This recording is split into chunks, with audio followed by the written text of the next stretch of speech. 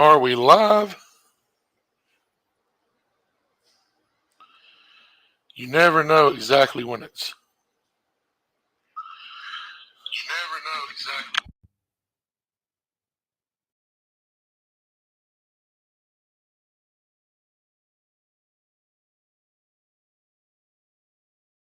Well, that was a little ridiculous, but I believe we got the audio fixed. All right. Good there.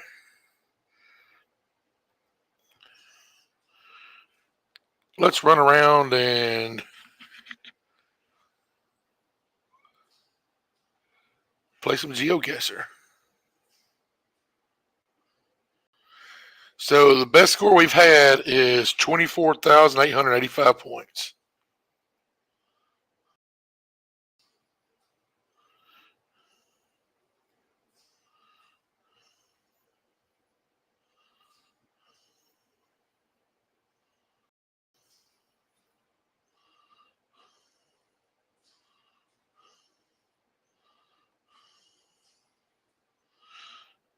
No time limit.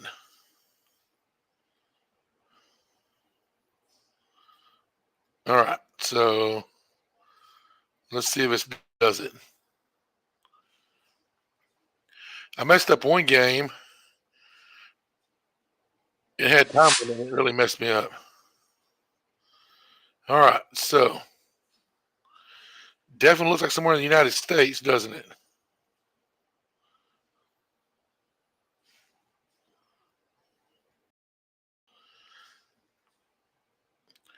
Let's just stroll on down the highway. Let's get on the interstate. Are we in the Carolinas, y'all think? Tell me what y'all think about this.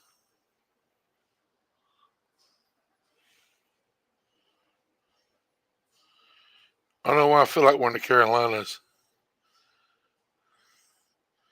We're in Forks of Ivy. I don't know where that is.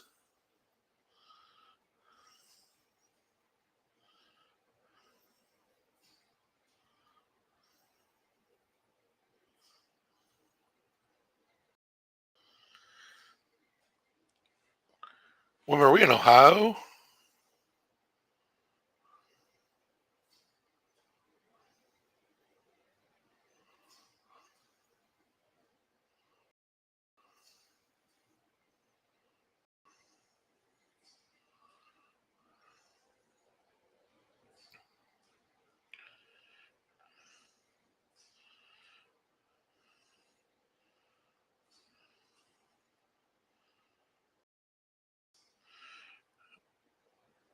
We'll figure it out.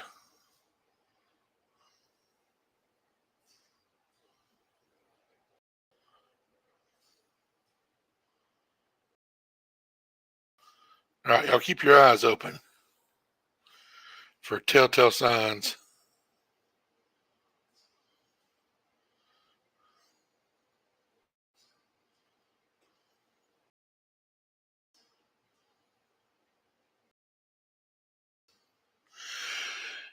All right, here we go. Let's go to North Carolina.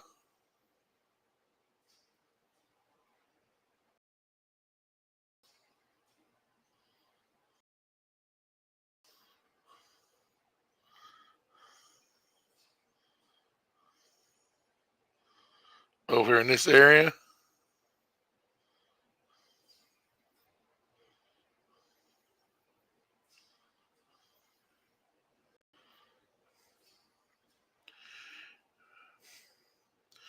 Boone or Spruce Hill.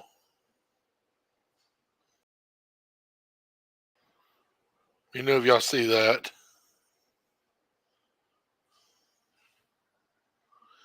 It's somewhere in that area.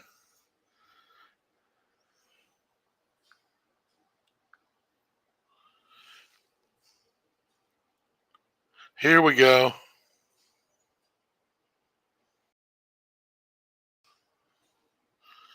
Found it. We were within 4 miles. My goodness. Come on, team. Get here and chat with me some. I got one within 4 miles within moments, and that was without help. All right, let's see. Well, we're in Palmdale, California. What part of the state is Palmdale?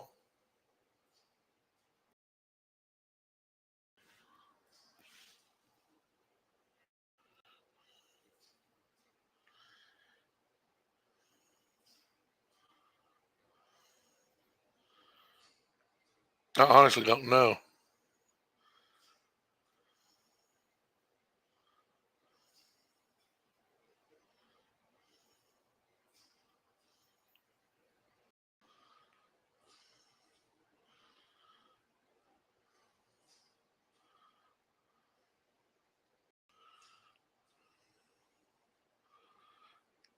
I mean, it's got to be in the southern part,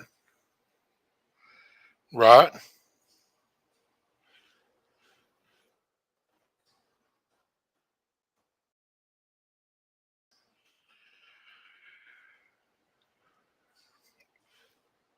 Talk to me, guys.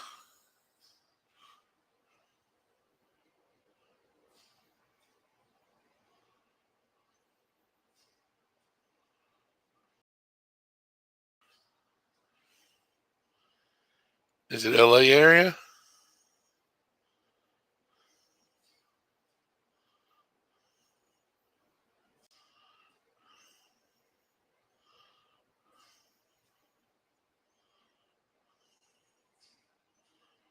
I mean, I will just pick an area. Y'all know that. There's a Glendale.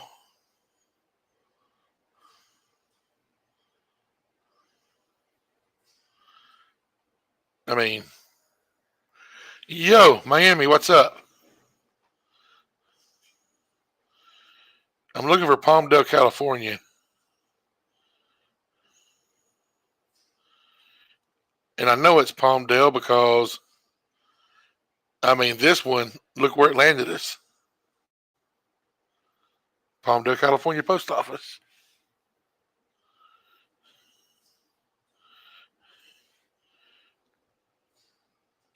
I know it's somewhere around Los Angeles, but I'm just not familiar enough. And it must not be big enough to stand out.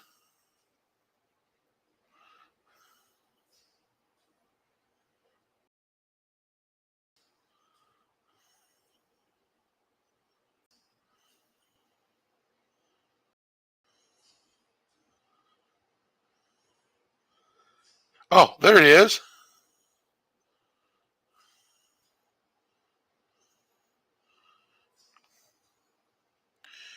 All right. See the post office on here anywhere? How funny would that be if we put it right on the actual spot? So you missed the first one, and I got it within 5 miles, and that was on an interstate situation. All right, so let me look around. What is?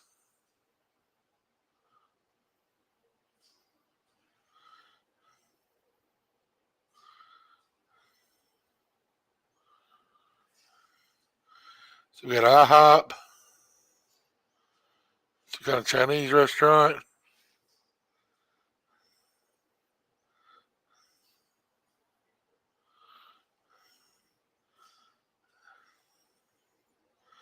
Get off here.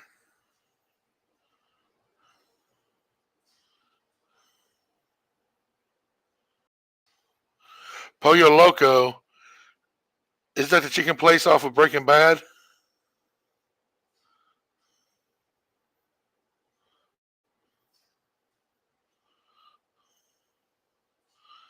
And what road is this?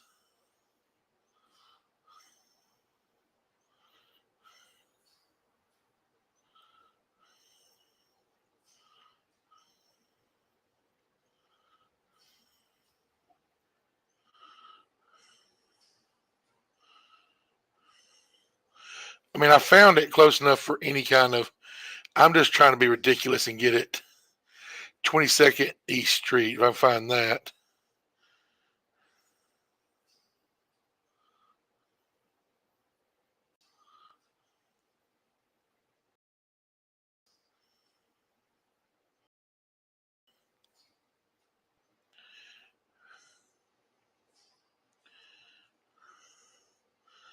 I said I'm being ridiculous with trying to get closer than what I am.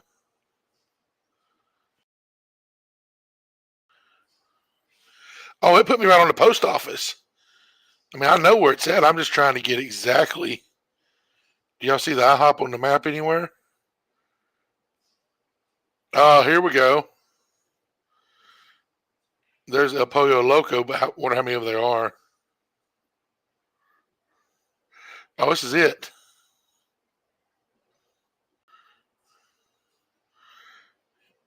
Where's that post office?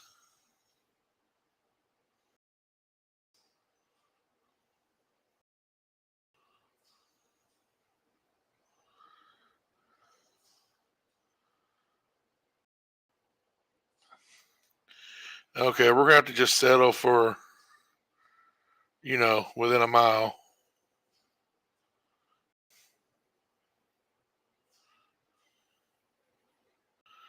Disappointing.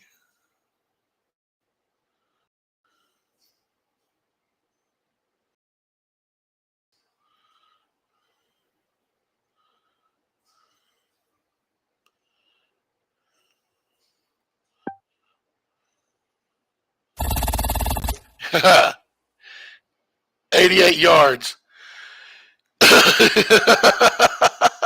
Oh yeah, this one was stupid easy. It showed like it literally opened up in front of a post office. We got less than a football field away. So the first one was 5 miles away, and I guessed that from just being on the interstate. I saw a sign for Marshall. John, greetings. How are you?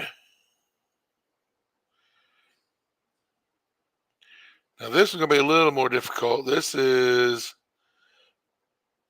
probably Hawaii.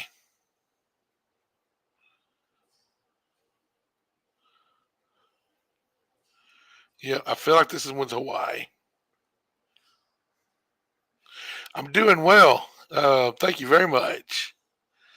Figured I'd mix it up today, play some Geoguesser, sharpen our brains a bit.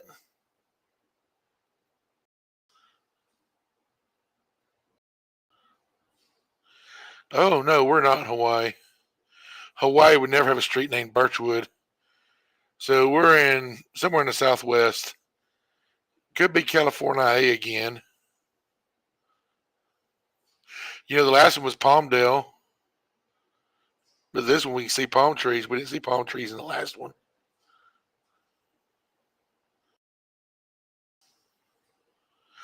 Hate when it drops you off in a neighborhood.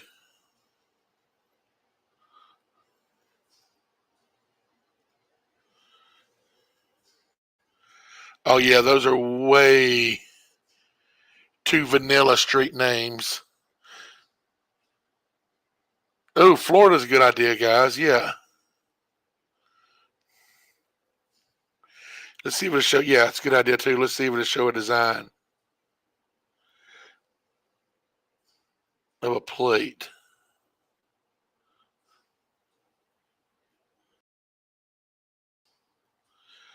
See, it could be a Florida plate.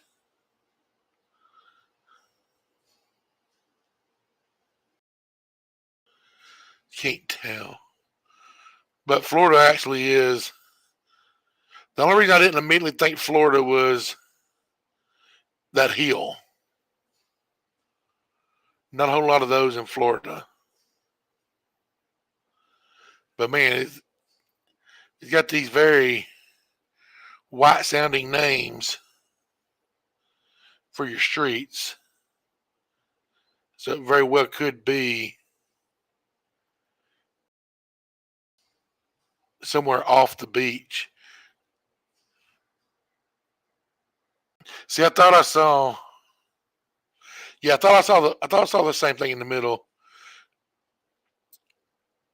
Florida's good, guys. Oh, yep, it's Florida. There's a Publix. They ain't got those in California. I had lunch from Publix today.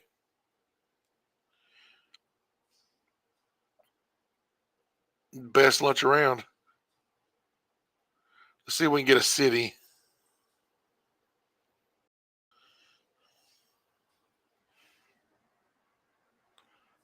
Oh, I missed that. Oh, here's a number.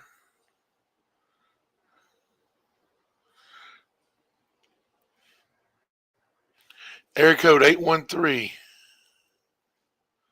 Anybody know what that is?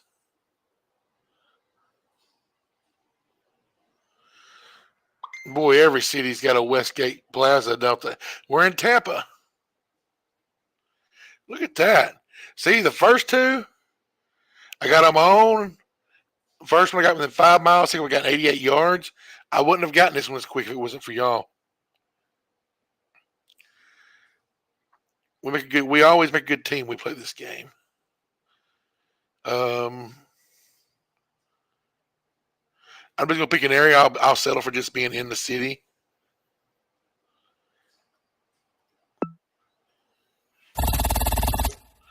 $9.1 miles. If we started trying to go by a Publix, well, you can't do that in Florida because, well, Publix are all over Florida. They're like Dollar Generals in Alabama.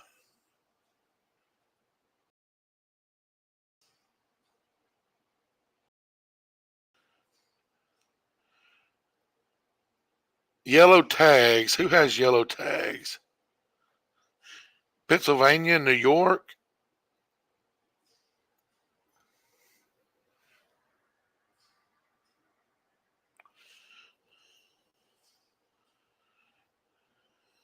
Ooh. 901 area code. Anybody know what area code that is? Boy, look at how the camera glitched.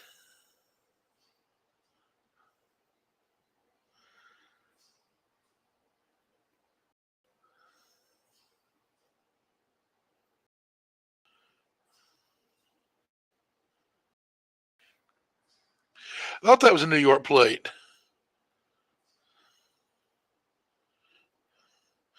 Got a feeling you've been to a few more states than me, John.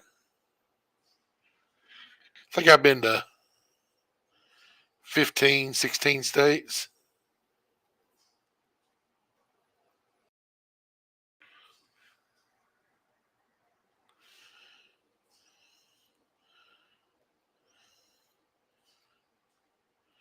That was not a Tennessee plate.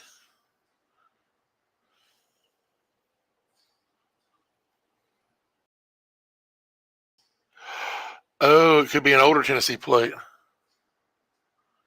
Yeah, they're a purplish blue now, but they weren't always.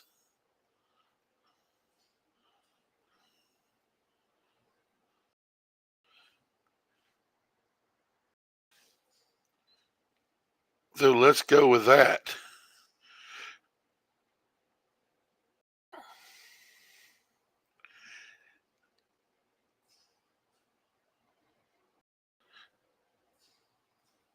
I bet it's not actually in the city though, because that. I started to click over in this area only because I've been to Germantown a few times. I mean, I've been to Memphis a few times too, but Germantown used to be a really cool, nice, quiet town. I heard it's not anymore.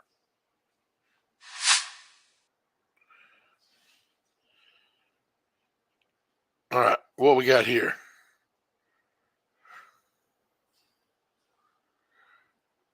Well, we got poison ivy.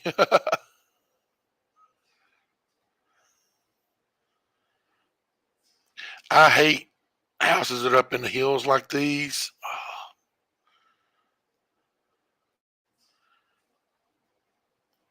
If you ever helped somebody move or deliver a hot tub to a place like that, all right, well, we're in the cul-de-sac.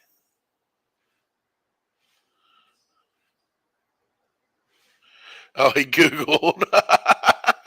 Hey, I didn't Google though, so it's not cheating. I don't call it cheating even when I Google. I just call it winning.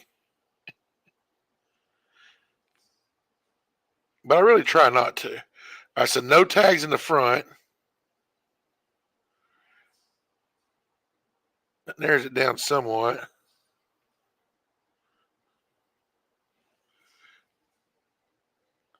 I was hoping we kind of. No, they did blur that one, but.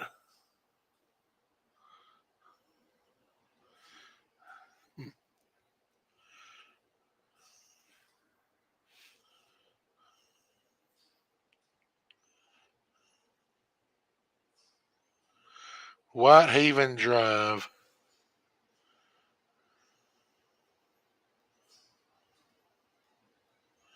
Let's go this way.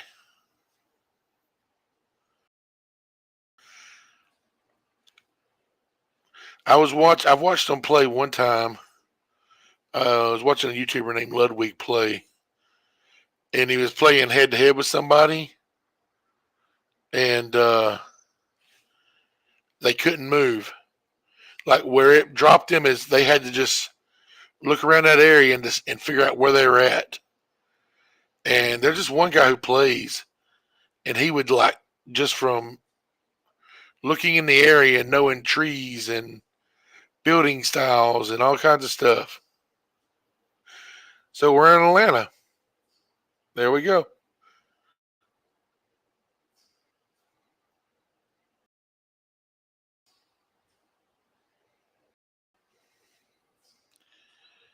That looked a little outside of Atlanta.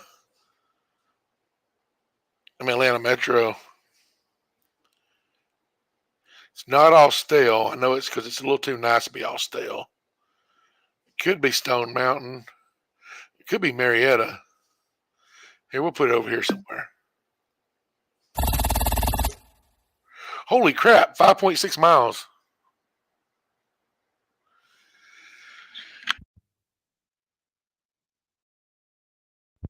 Yeah, it's insane when somebody's that good.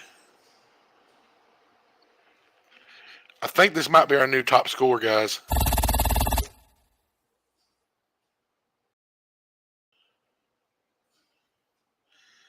So 24,673. What was our.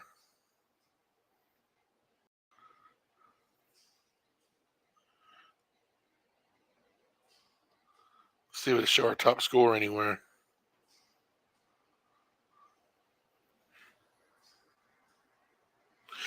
I really enjoy it. Like I said, I stumbled across it because somebody on a YouTuber was playing it one day when I was just scrolling through YouTube, and I'm like, huh, let me check it out. There we go, my profile.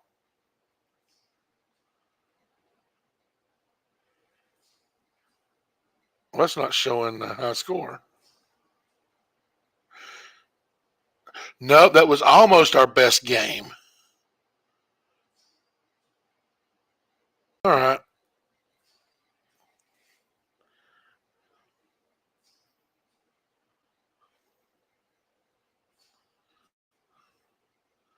I like doing US just because it's going to go a lot quicker. But yeah, it's called GeoGuessr. Um,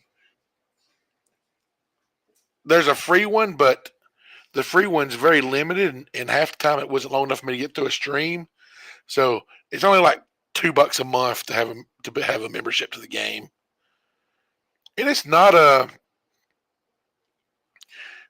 something bad to have. I mean, it strengthens your mind.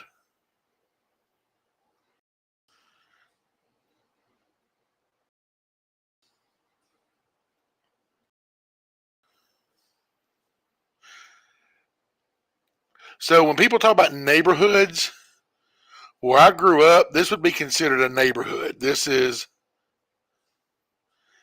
the closest thing to what we had growing up to a subdivision where I'm from.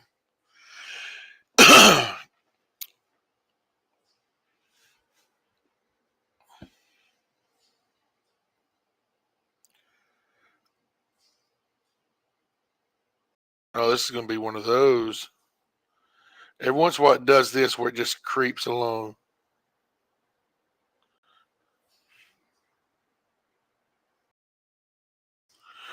Dude, I ain't never guessing nothing. So GD Sanitation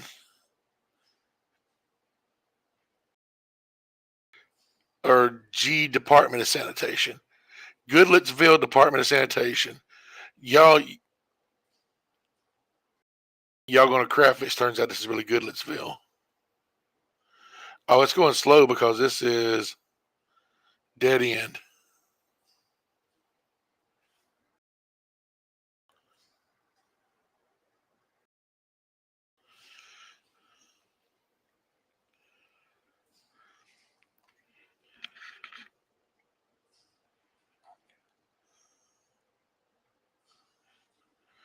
Ooh, let's see. That's right, Matthew.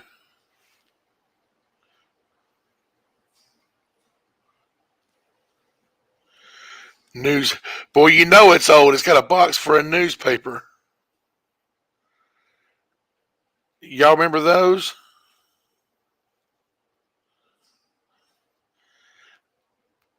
Man, I know my enemy and John are old enough to remember newspapers. I mean, not just remember newspapers, but remember that you had the little blue box either under or next to your mailbox for getting a newspaper. The Herald, something Herald.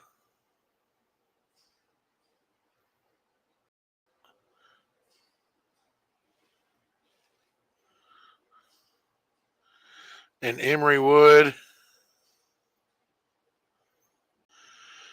All right, so we're in North Carolina, right?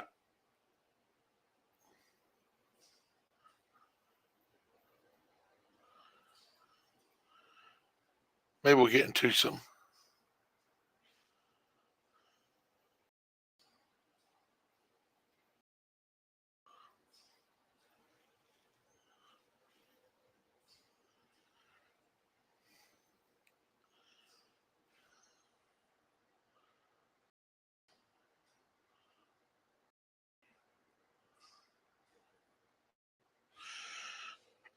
Jersey, that's a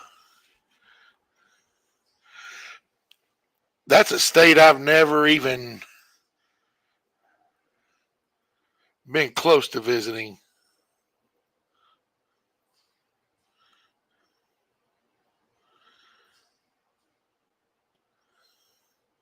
I ain't gonna lie. From some of the things that happened to people, I was scared back even when I would fly, travel somewhere flying, that I was scared to even have a connecting flight through Jersey. I mean, it never happened, but I was always afraid, like, whatever I got to fly somewhere and I got to connect through Jersey.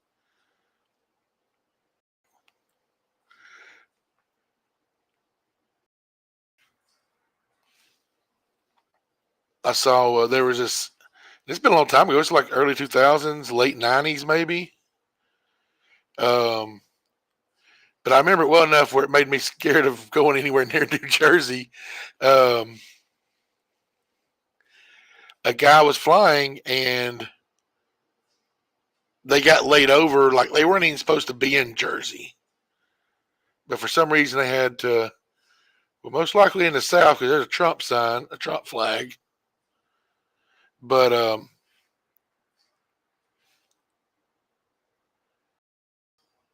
let's see what this is.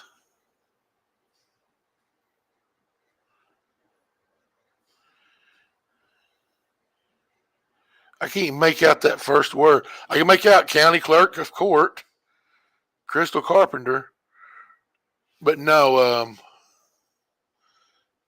Let's go to the other side of it and see if it makes it a little better. And look back at it.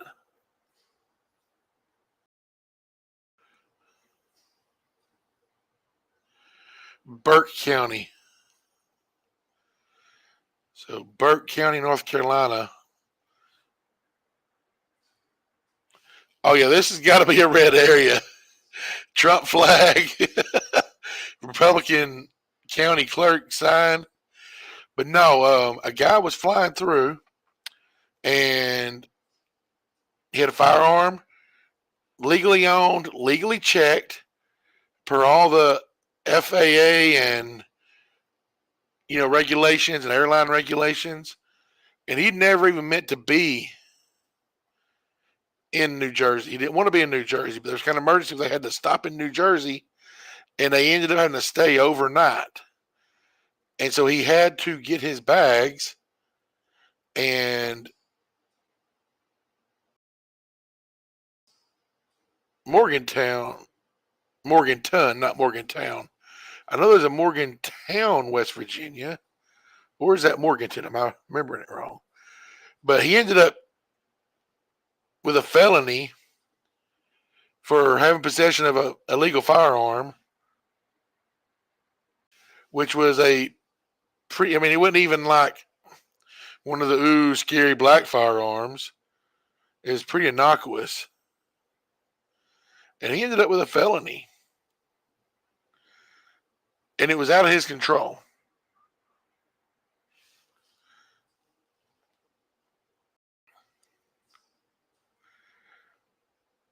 So is that Morganton, North Carolina, or is that Morgantown, West Virginia? Or am I wrong and it's Morganton, West Virginia?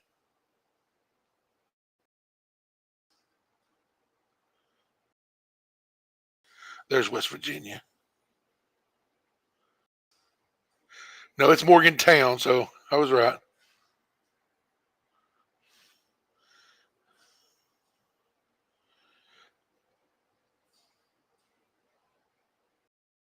And I don't know where Morganton is. This thing don't show counties.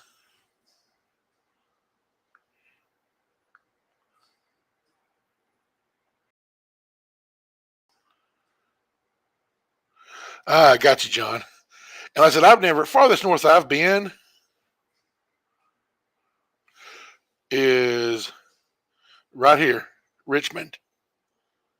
Unless, oh, let's look at the map. No, technically St. Louis is farther north geographically. So I've been to St. Louis.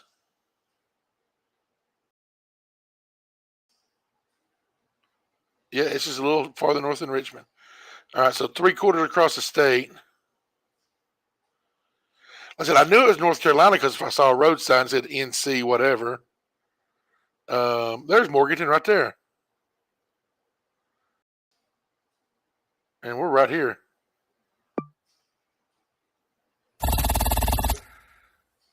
3 miles. Good job, guys. We're going to rock this.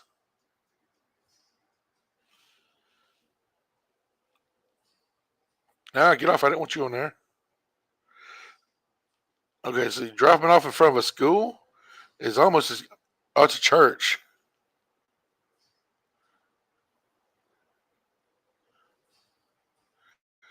Salem. But that doesn't necessarily mean it's in the city of Salem because Salem's. And why would it be in Salem like right after?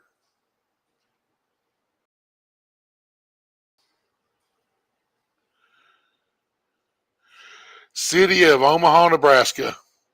Y'all see what this thing did?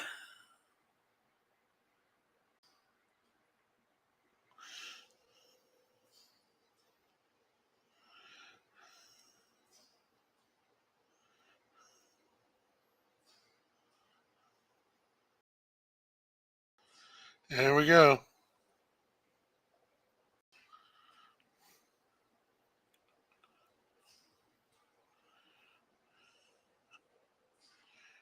Y'all see the church anywhere we were just at?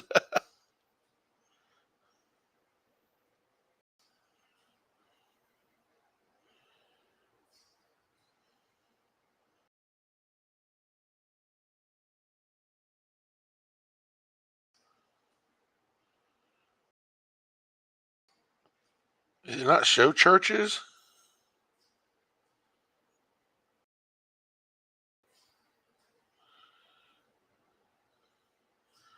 I'm from Alabama. That's how we give directions as churches.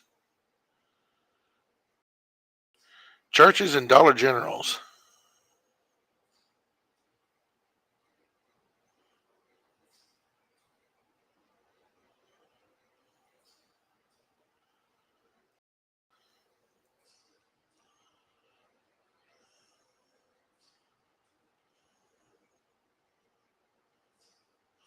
Okay, it does. There we go. Look for one that says Salem.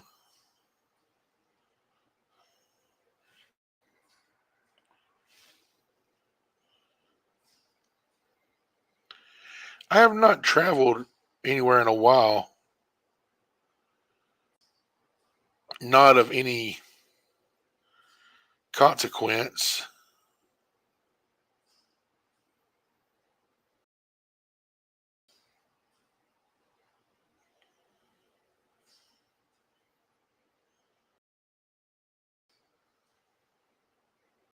Let me see if there's a road. Lake Street.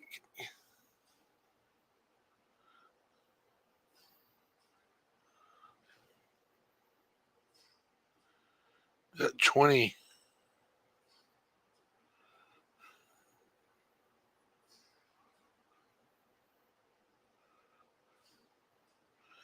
Trying to 32nd. All right.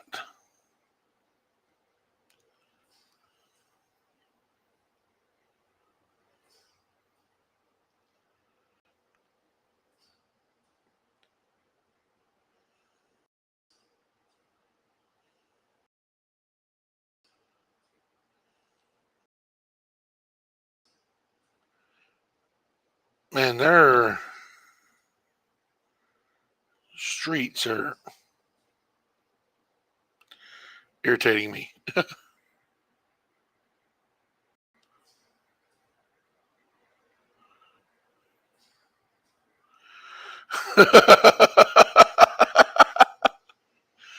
Wow, that is.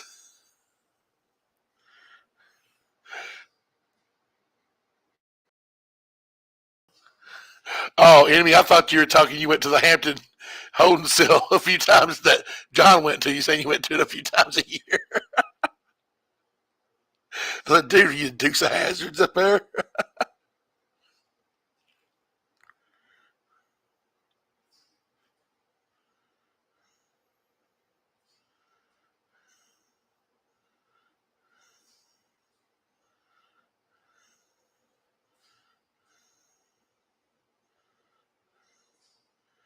All right, I'm just gonna pick an area in Omaha and go with it.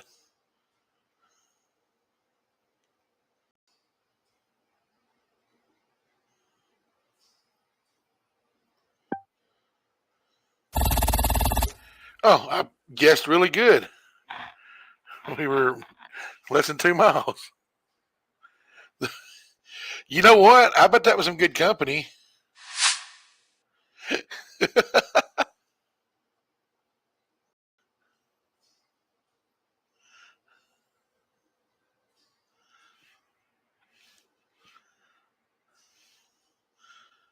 I don't know, the jail food's been something to brag about, but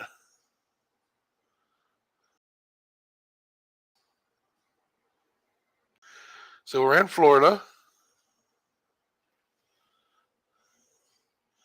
and we're about to be at some park or something here. Camp Frontier. I just don't know what city Camp Frontier's in.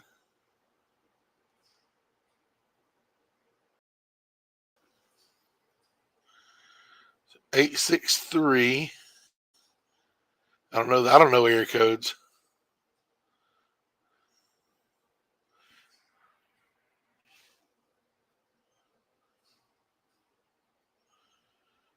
Let's get back here to the main road.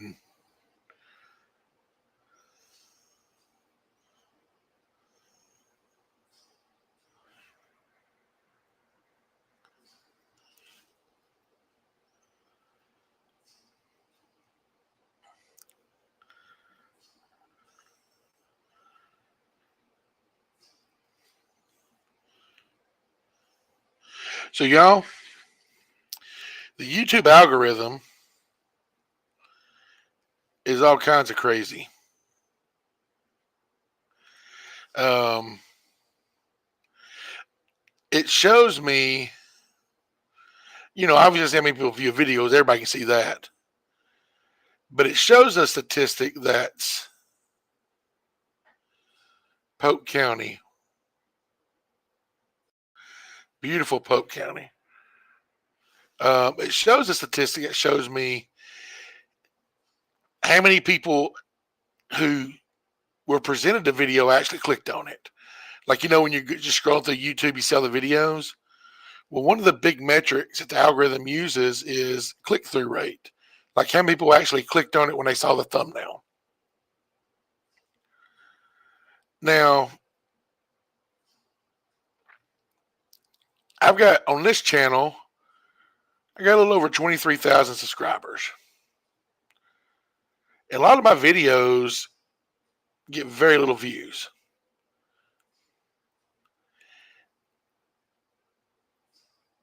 But it's not always a low click-through, because anything over like 5 is considered to be a decent click view by YouTube. But I'll look, and like I said, 23,300 something subscribers, and they will only let like 800 people see the thumbnail or 1,000 people see the thumbnail. So, they're not even showing the thumbnail to 1% of the number of people who are subscribed to my channel. But like today, I posted a short video, and I was laughing because within minutes, it got like over 1,000 views, and then it just stopped. And I'm just like, how's this? It's showing this to people who aren't subscribed, but then a regular video, it won't even show people who are subscribed. Oh no, it's weird. Hey Aiden, yeah, we're in Polk County. I just don't know. I don't know where Polk County is in Florida.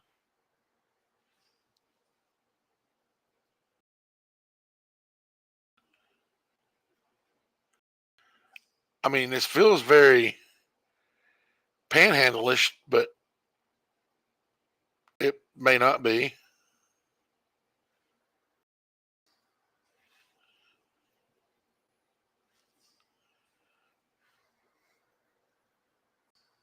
No, it hasn't, Aiden.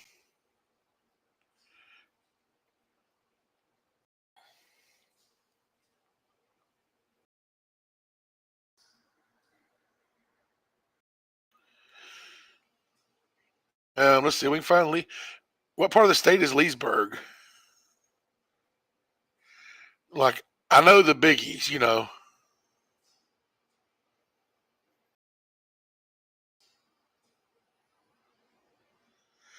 Like the only places I just kind of know where are the places that the map shows in the big letters anyway.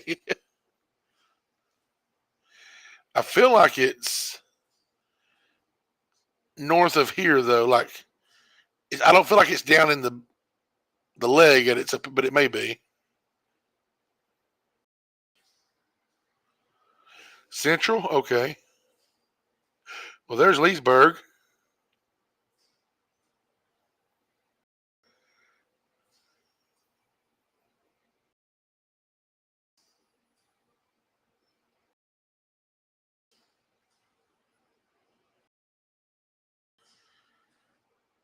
and it was some kind of frontier retreat or something like that.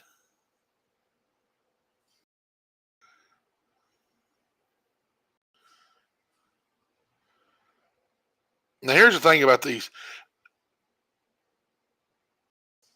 We could just click in this area and it would be considered good, but I get a little whenever I feel like I might have the chance to really get it, I try to get close. I'm gonna click right here. Okay, not bad, not bad.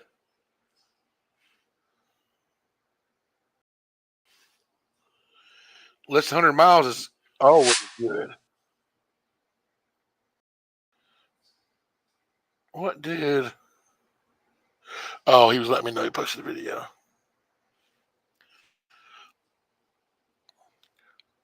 Wow, this is. Oh, this is awful. Yo, this is my nightmare living situation. Like, it's almost worse than living in an apartment because with an apartment, at least you don't have your own yard. Here, you have a yard, but you just got no room. Might as well not have one.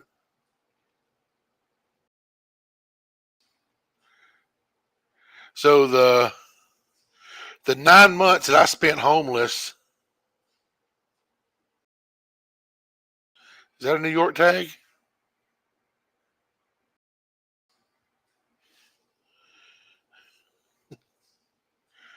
So yeah, the 9 months I spent homeless, during that time, I did crash with somebody who lived like in a downtown neighborhood area, and she had this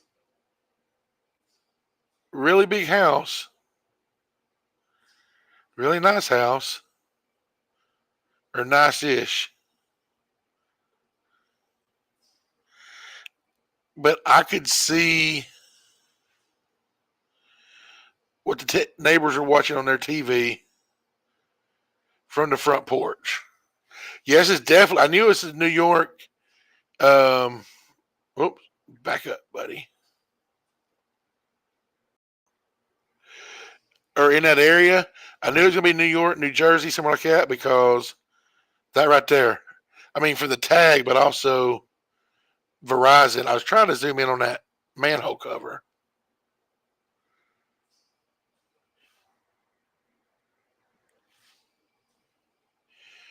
76 and 176.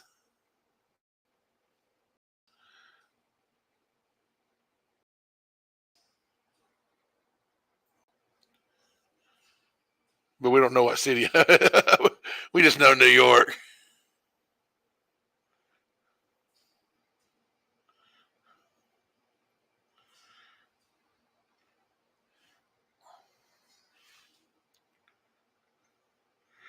I was hoping to be in Hoboken just because, well, it's Hoboken. It sounds cool.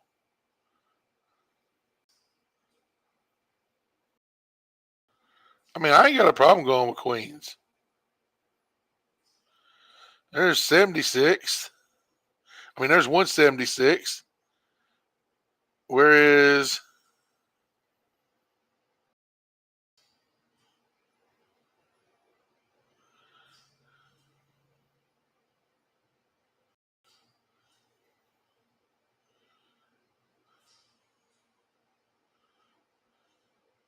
It's right here. Here's where we are.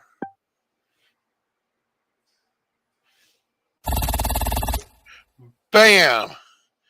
97 yards. See? That's some Gen X thinking right there. Here might be a TV show. Let's go with it. All right, and I just lost my mouse. It's all right. I can play like this.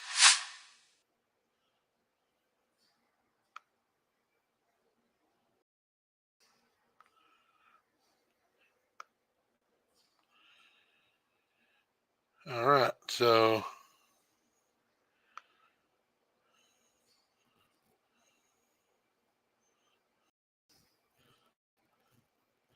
nope. Y'all got to stand by. I have to recover my mouse.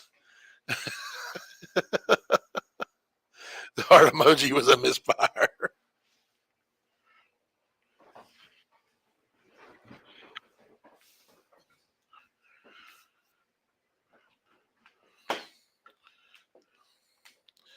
Yeah, I dropped the mouse.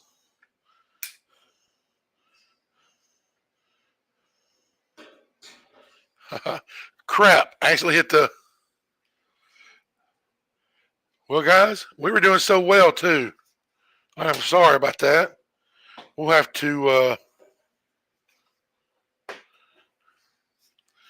get another round going if y'all want.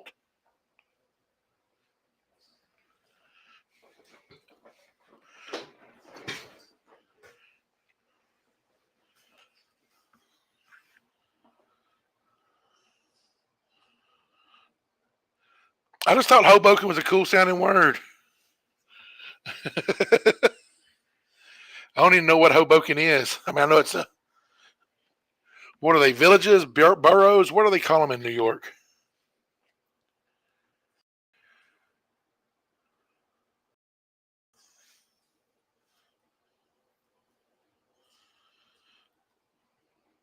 Hmm. There we go.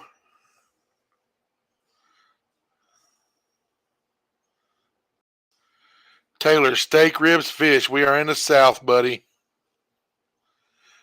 We're in the land of my people.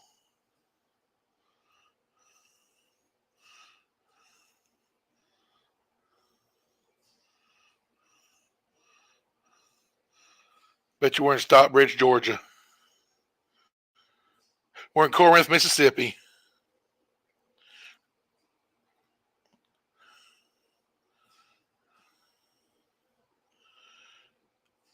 I mean, it may not be, but I'm pretty sure this is. Man, my mouse is acting up. There we go. I mean, it may not have nothing to do with the town, but that kind of looks like. Yeah, I think I've stayed this motel back in the early 2000s.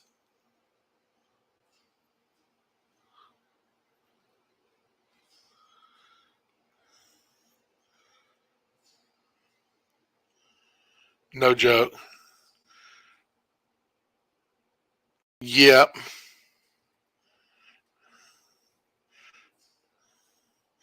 That sign's gonna be something about Iuka.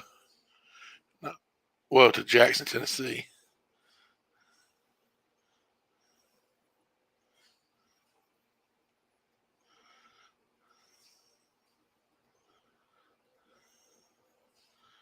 That's kind of weird because Jackson is not exactly close to Corinth.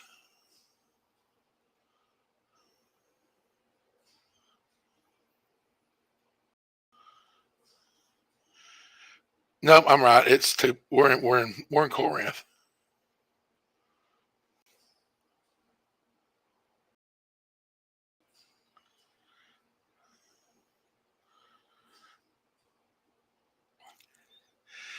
I have worked at that car lot, that Chevy dealership before. I believe either that one or that's looks like the one. Maybe it was Iuka.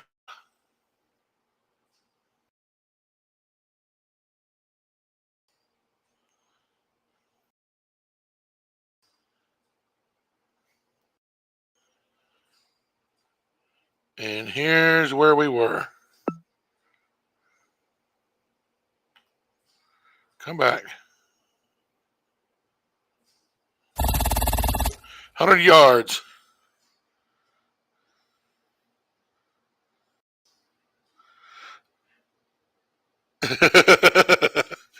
Yeah, no, I back in 2004, 2003, 2004, I was partnered in with a business that did credit repair, and we'd work at, we'd make contracts with car dealerships. This was such a scam, y'all. I ought not even tell this. I was a different person. Actually, I didn't realize it was scammy when I started doing it. And it really wasn't, but because people got what they paid for. So we're in Tennessee. We're over. Are we in the Smokies? We're in Kingsport. Um, but we'd make deals with these car dealerships that when they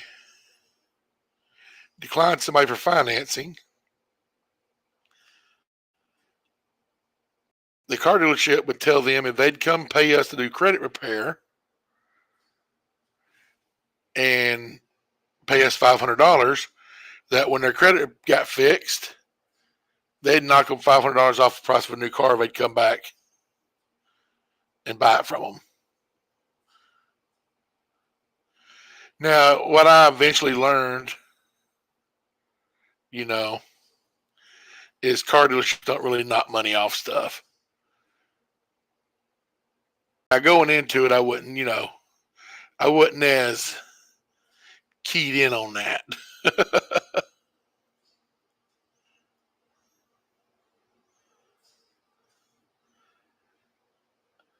Here we go. So let's find exactly where we're at. Aquatic Center.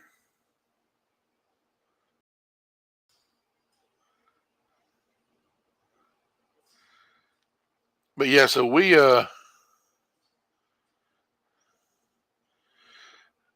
made a lot of money doing that stuff.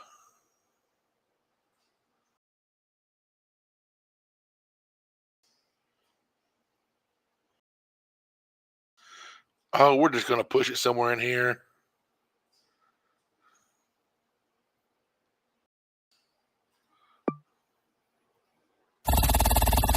Whoa.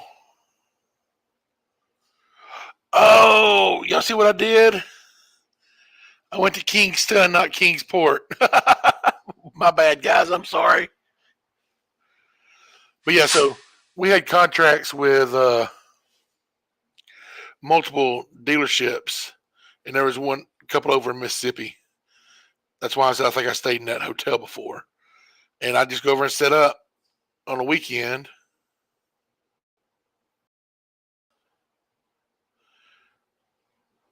And they deny somebody, and they'd come over to me and give me $500, and I would take the information and get them to sign all kinds of paperwork, and then work on their credit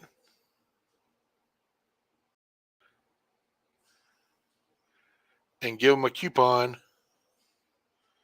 for $500 off a car. Oh man, just describing it now makes me feel so cringy.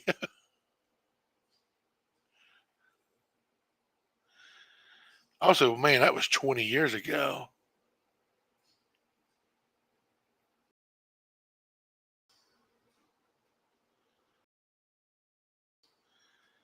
I can't read.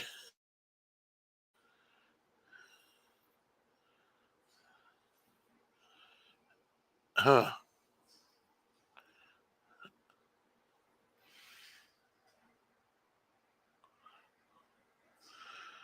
The Evil Dale. That was from the darkest timeline.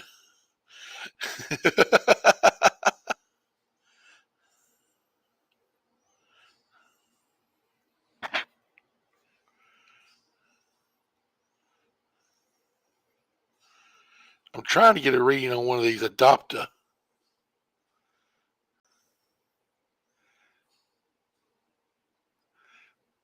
And it just says the county. It doesn't say what state. Well, all right. It's not in Alabama because I don't know of anywhere in Alabama that sells shawarma.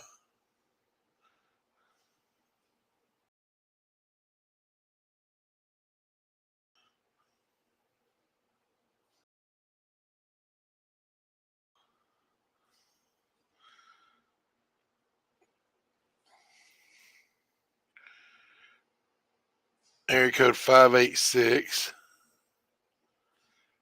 I don't know about a Waldenberg.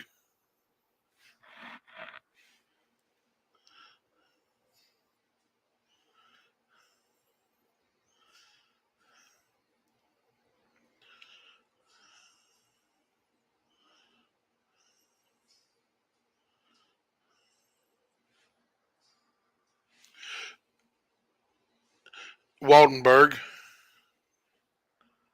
That was the plaza. That was the plaza.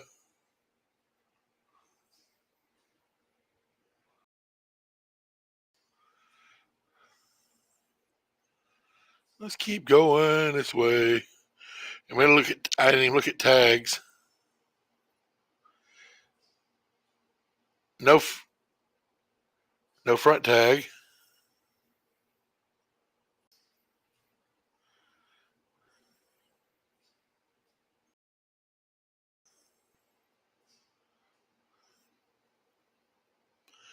Marseille.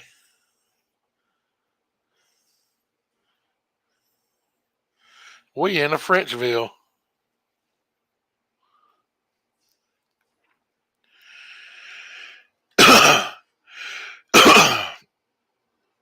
I wonder how many people come into a stream with me saying something like and really exaggerate. Because I've got a heavy accent anyway, but I'm really exaggerating it, being silly, and they hear me and they don't realize I'm goofing off.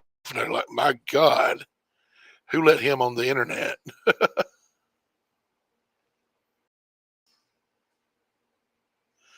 I want to go over. I want to go on this side of the road. It's not giving me that choice.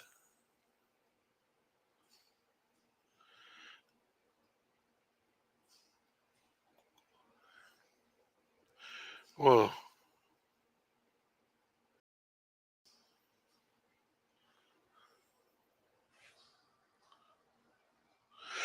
Right, John? I don't know though. That would have got my attention. I'd have stayed for that one. I'd been like, "Ah, oh, I see you're a man of culture too."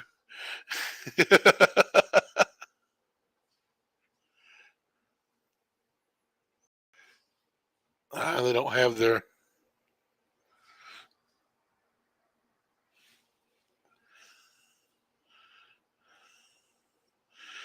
Miami. Were you here for that stream? Have you heard that story?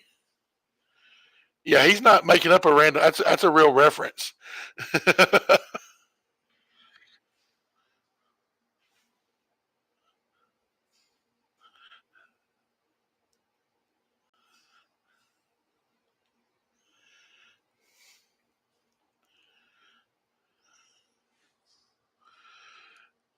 Are we in Missouri?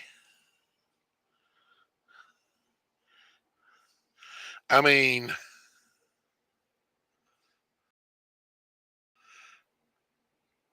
I can't. Oh, whoa, whoa, whoa, whoa.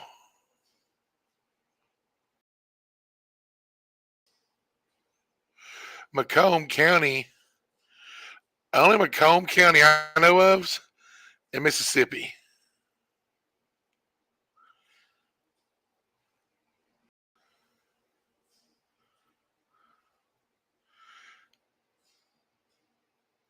And it's down close to Louisiana.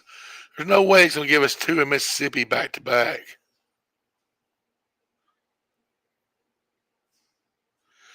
And also, I'm sorry, Mississippi. This is too clean to be Mississippi.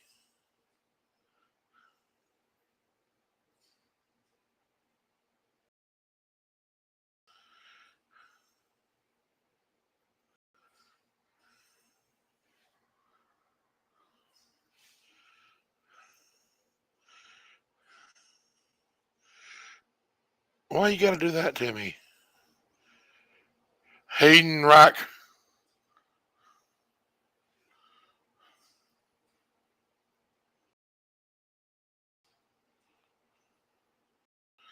Well, that's a road name anyway, ain't it?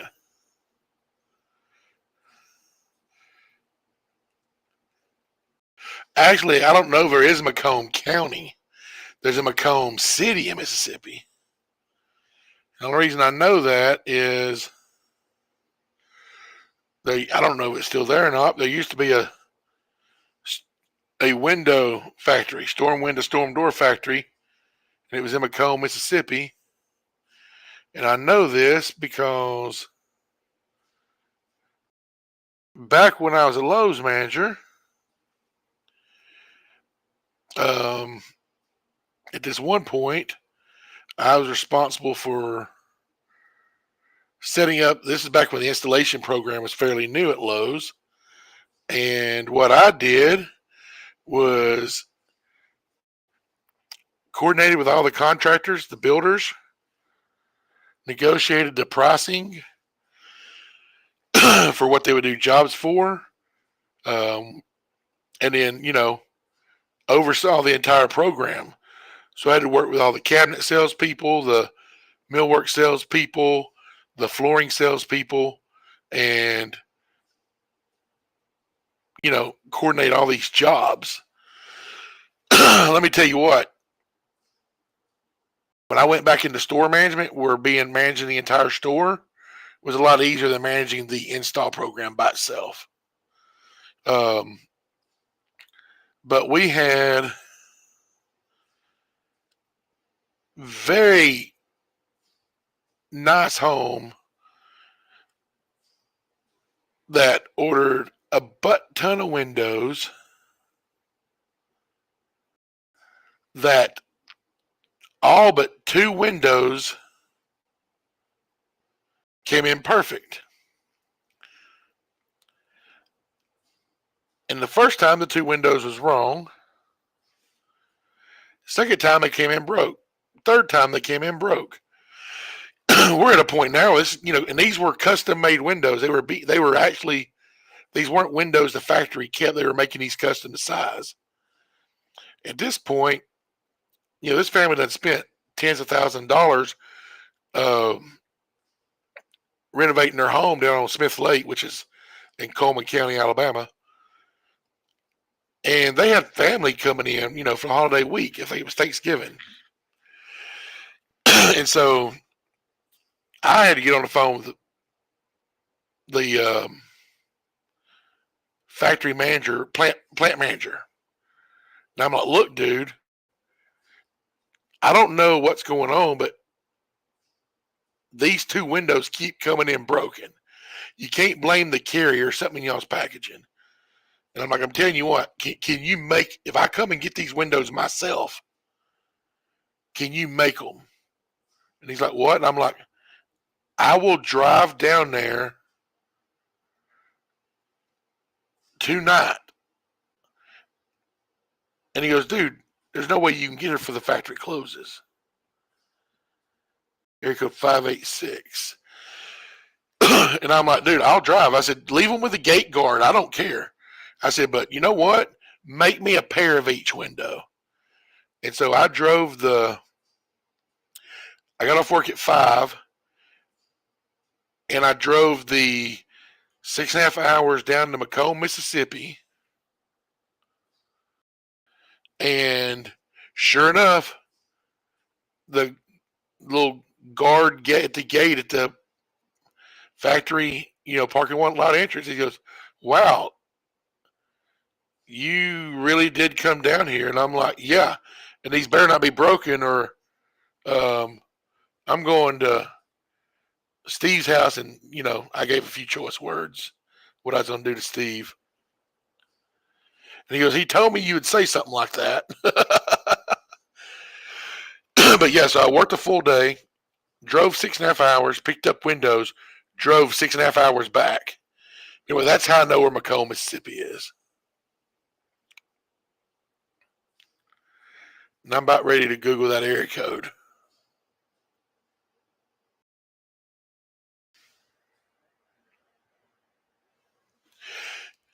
You get it done, Aiden.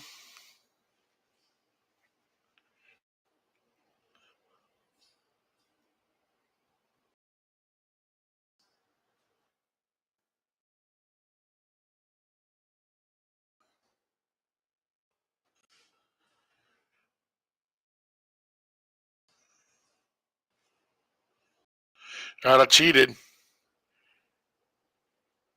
Y'all don't even want to know where that is.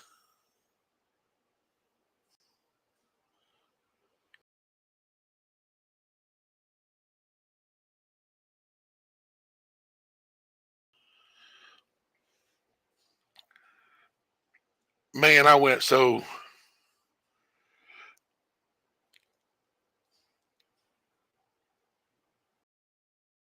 Well, I also got paid mileage.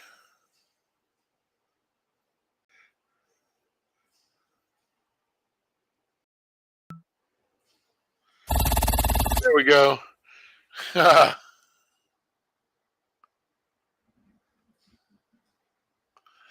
Yep, just outside of Detroit. And it was kind of like, and a lot of times I did when there was some kind of situation like it had to happen, because I could assign anybody in the store to make that trip. One, I didn't trust other people to do it, but also um, I wanted the mileage, because you got to realize this was when I was doing stuff like that. It was late '90s. Gas was cheap. I was driving a little Ford Ranger that I would stupidly overload. Like one time I drove,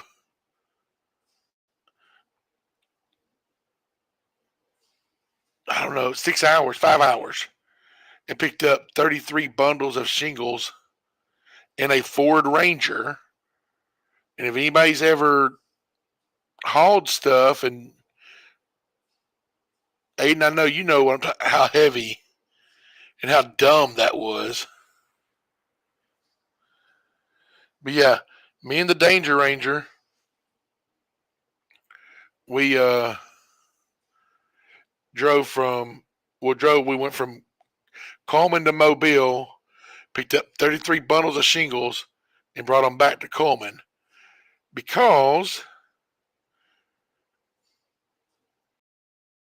we had delivered from two different lots, like lot numbers, and on the same house, the same color shingle. If they're from two different lot runs, cannot might not be exactly the same color. And the only place I could find, the closest place I could find, was 290 miles away that had some from the same lot number.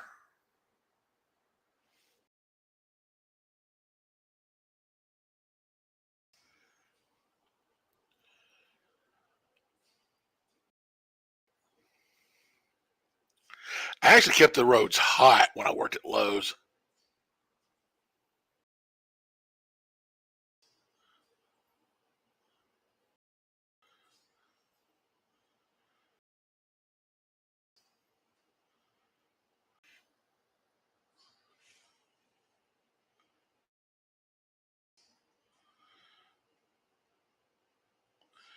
I spent a year over loss prevention, inventory control, hazardous material, safety, and stuff like that. And I had multiple stores. I was putting 1,000 miles a week sometimes on my truck.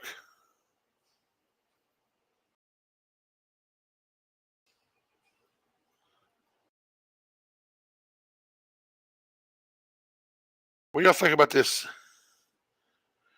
Those are palm. Are those little baby palm trees? We're somewhere out west, aren't we? Nearly.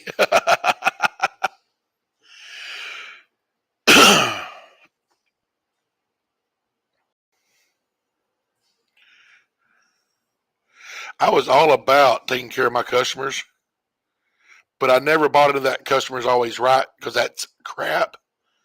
And all that is was an excuse for people to mistreat overworked and underpaid people.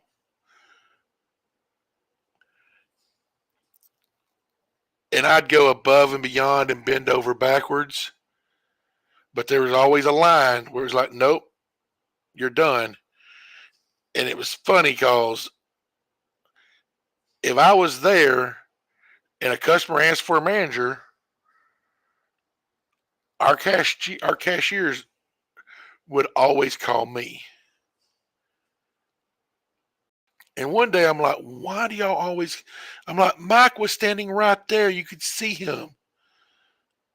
And they're like, Mike won't defend us. And I'm like, what do you mean won't defend you? 877 area code. They're like, well, when a customer's being mean to us, you defend us. And I'm like, No, I do what's right for the employee and customer. It ain't effective, but I mean, be honest, I was defensive.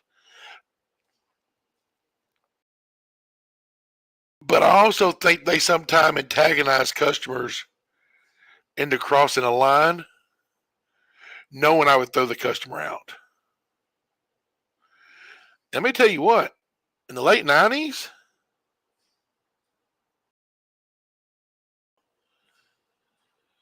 people didn't have any hesitations. Y'all think we got a bunch of what they call Karens now. It's just because it's televised now. That ain't nothing new. I can't tell you how many times I've had cashiers get cussed out and called horrible names, and I'd be like, "That's it." And that was always. It didn't matter what the complaint was. Once that B word dropped, oh, was it 87? I wasn't even paying it. You're right. 877 is just, it's a toll free number. We're going to get back over here because this is going nowhere. But yeah, but once they called one of my cashiers, once they started cussing them, no, that was it. They got thrown out. It didn't matter. It didn't matter if the customer was right. Once they disrespected one of my employees, because I'm sorry, somebody making $7, $8 an hour at the time did not deserve to be talked to like that.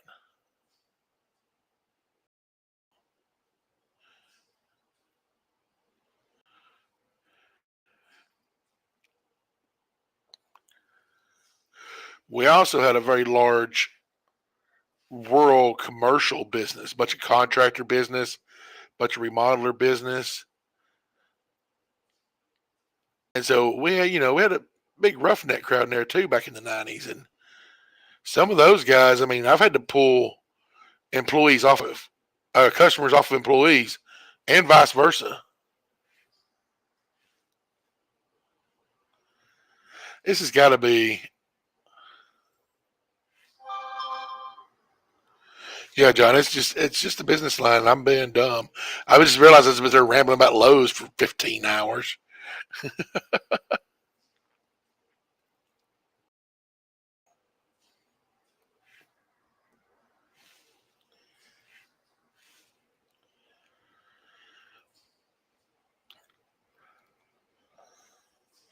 Well,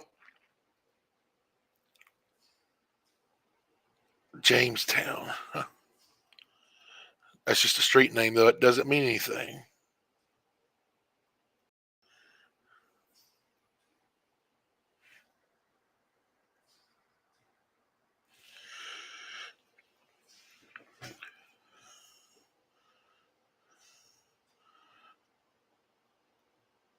I mean, it was ridiculous coming to little fisticuffs in a store. But you'd also have customers fighting each other too. It ain't nothing funnier than some 75, 80-year-old man sitting there trying to swing a 12-foot long 2x4 at another person's head.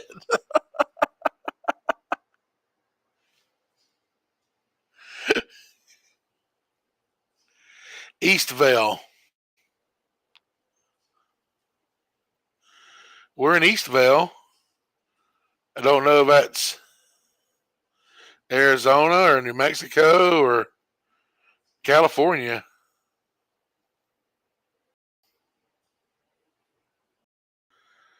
We got plates on front and back.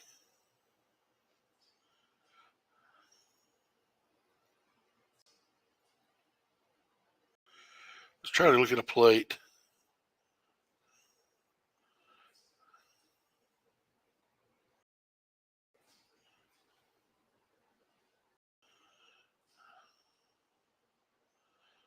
There we go. Maybe that.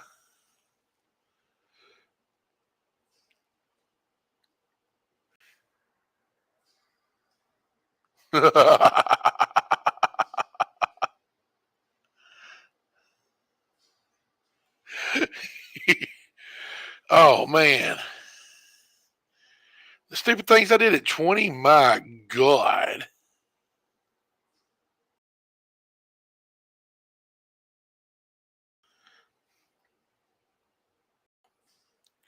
California. Now, I don't know where Isabel, California is. I'm going to guess it's somewhere around here.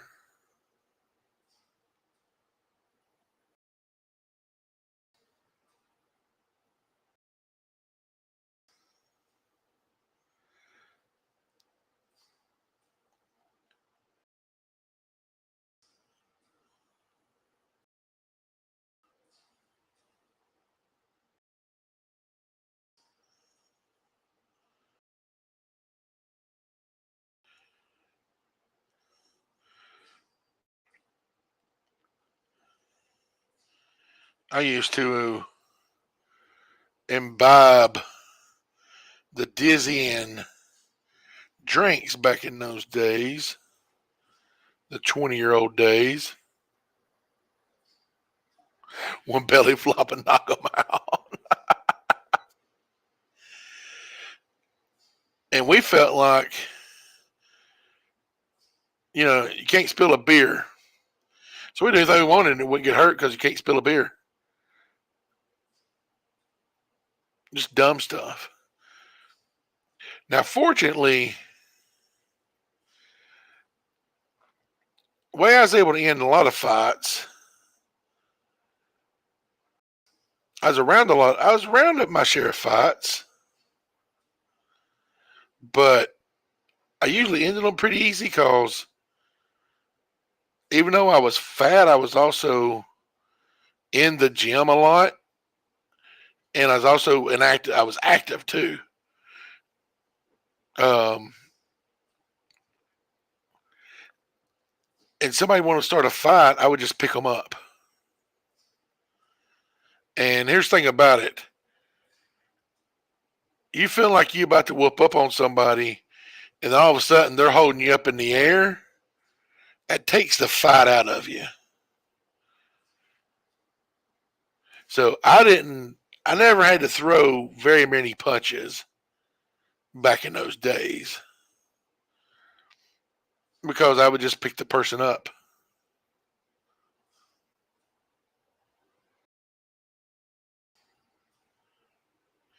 And I was good at up to about 260 pounds. I could put somebody over my head at one point.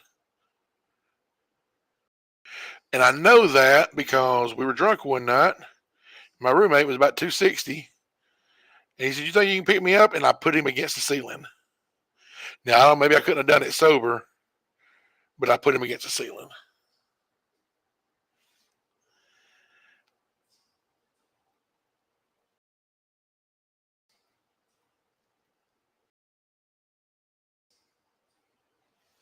I'm just going to pick a spot.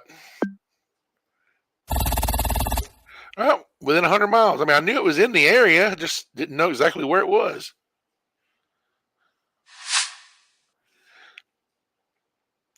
But I was so goofy, y'all. Like, I was in one fight, didn't even know I was in it till my boss was beating somebody up. We were sitting in the bar side of a pizza place it was a little after work beer spot, mainly because I was underage at the time and they'd let me drink there. And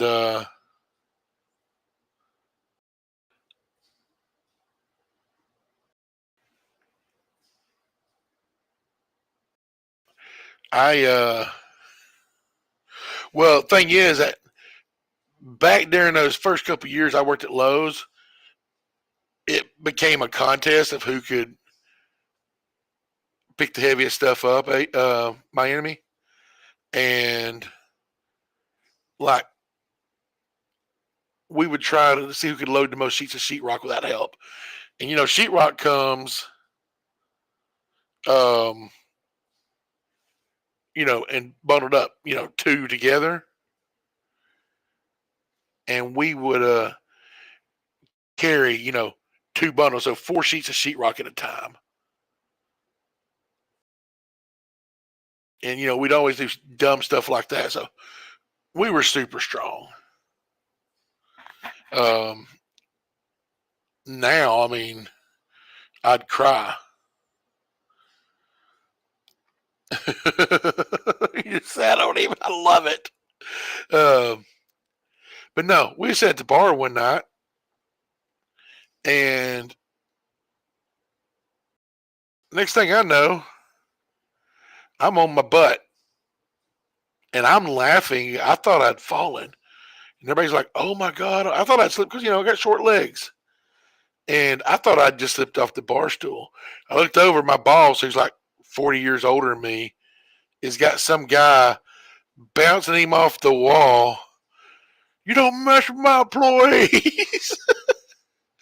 So that was a fight. Punches were thrown. I'm like, oh, I'm supposed to hit this guy. I thought it was me just falling. So you talk about sitting on somebody. Of course, that was, I was always a fat kid. That was always when people said, they'll sit on you.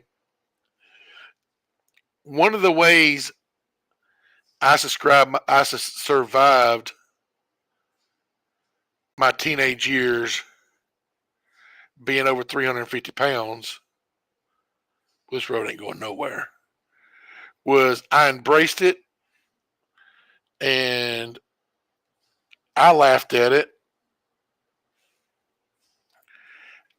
And it's kind of like, I don't know if you ever seen that movie Pitch Perfect where she's like, introduce yourself as Fat Amy. And they're like, you call yourself Fat Amy? She's like, well, yeah, if I go ahead and do it, it keeps, skinny witches like you from doing it. I didn't realize that's what I was doing at the time, but yeah, I was a cannonball. I embraced it. And I didn't get made fun of very much, after it happened. And it also helped that, I wasn't just fat, I was big and agile too. I mean, you got a 370-pound 17-year-old doing cartwheels, in front of the entire, school, where they bring everybody together. Boy, I'm losing words. Assembly. So that helped too. But we're sitting there, we're at football practice, and I was a defensive lineman. I was also special teams. I was on I was right side guard on the extra point team. And then I played right side defensive tackle. Unless we ran a 5-man front, then I played nose guard. And the coach's whole thing was he never cared if I got good. It's just he knew I was so large that it basically would, just take the pressure off. Well, I come to our defensive line coach one day, not just me, it was like the whole defensive line was like, Coach, we got a new play. It's called the steamroller. He's like the steamroller. And our defensive line coach, you'd have to know him to get. He was old and grouchy, but he was also had a sense of humor. Like every day, because we started out, football practice. First part of it was lifting weights in the weight room, and then we'd go upstairs to the I say upstairs. We called it upstairs. We went up the hill to the practice field. We didn't practice on our football field. And even though I went to a very poor rural school, we were fortunate enough to have our own stadium with a very nice field, which got very well taken care of. But we'd go up to the practice field, but he'd be standing outside the field house. We'd come out after lifting weights. He'd have a cup of coffee in one hand and a cigarette in another. Yes, it's his own campus. And he would flip out the cigarette, shake out the coffee cup, put in a dip. And, all right, boys, get your butts up there on the practice field. And then light another cigarette after he put a dip in his mouth and follow us up the hill. And, he talked like this right here all the time. He was grumpy, grindy. I do not know. This is Florida again, I bet. But So when I got to steamrolling, he's like, all right, show me what you idiots are doing. And he thought we'd come to him with some real like play. No, the play was, and I dropped from 370 to 342. Like that summer workout trimmed me up, which I know it's ridiculous. 342 at 18 years old, 17 years old. But anyway, so he had so we had to line up like they were offense, and when they snapped the ball, the everybody just stepped, and I stepped to the side, and I laid down on my side and started rolling through the offensive line. And he cussed us, told us to get up, quit screwing off. And every game, want us to be like, Coach, you want us to do steam? How are both ends of this road a dead end? But every game, we'd be like, you want us to do steamroller? You want us to do steamroll play? And he'd be like, boy, you need to shut up about the steamroll play. But one day, because we're like, look, Coach, imagine what it would do. Imagine you're on the offense and you see this. And there was one game that we just happened to be up by enough, which didn't happen much. We were not a good team. But we happened to be winning by just enough to where it didn't matter. And he was like, all right, go ahead. And so we did the steamroll, and you hear all kinds of what the from the other team. Because I literally just, and the scary part is I could lay down and roll super fast.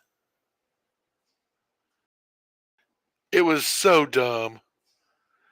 I think we're in Florida. I think we're right here.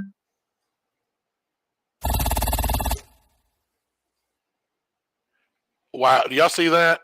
I literally just guessed. We make a good team, y'all.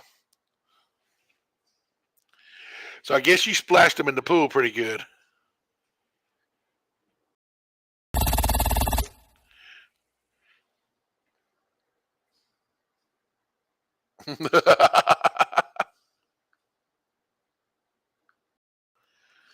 I mean, it's effective.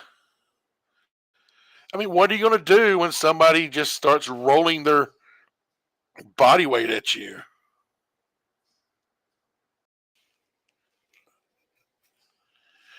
So, guys, tomorrow is Wednesday. My brother's off tomorrow. We got a lot to get done because take advantage of us both being here and have stuff to get done. I got to get some work done on my truck. I got to get my truck running enough to either get it back drivable or sell it. I'm really thinking about selling it. I hate to sell it because I love my truck, but my knee is just not doing well with climbing in and out of it. Because I know I got, my trucks. It came with a lift kit on it, and then I put bigger tires on it after I got it. Of course, I didn't have a busted knee at that time. But picking my 600 pounds up, climbing up into a lifted 4x4 is getting old. And so I'm thinking about selling it and buying another truck that's not lifted.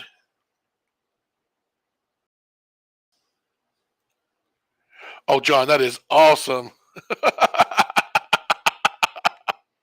That is awesome. Sounds like the time that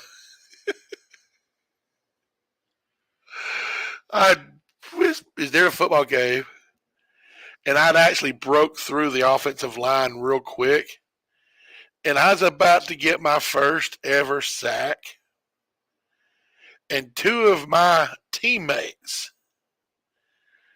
took my legs out from under me. They did this because they knew that it would turn my tackle into a like off the top ring. like a belly flop. I forget. I had the name at the tip of my tongue. They used to do it in WWE, WWF. But yeah, like they knew it would turn into like this whole flying thing. And thing about it, they were, we were around each other all the time. We wrestled and we practiced football together. They were used to dealing with somebody my size. These other kids weren't used to a 340-pound, 350-pound high schooler. So when they knocked my feet out from under me to make me just belly flop on this poor kid, he had to get taken off on a stretcher. And I felt so bad for him. And I got a red flag. They threw a penalty on me for like unnecessary roughness. And then I argued with the ref and told him he was racist against fat people, which he did not like. And I am sitting there and I'm like, you got a problem with me? You hate me because I'm fat? And that's racism. And they say racism's not nice anymore. And my head coach is over there yelling at me, get off the field. And he is trying not to laugh, but he is laughing his tail off. And he's like, Dale, get up.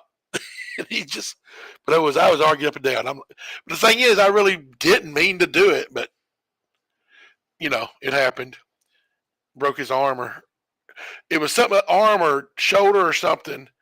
I don't know what. I know it was upper body, because later in the game, somebody hurt their leg and they had to get physically carried off the field because the only stretcher, the guy with his hurt arm, was still laying on it.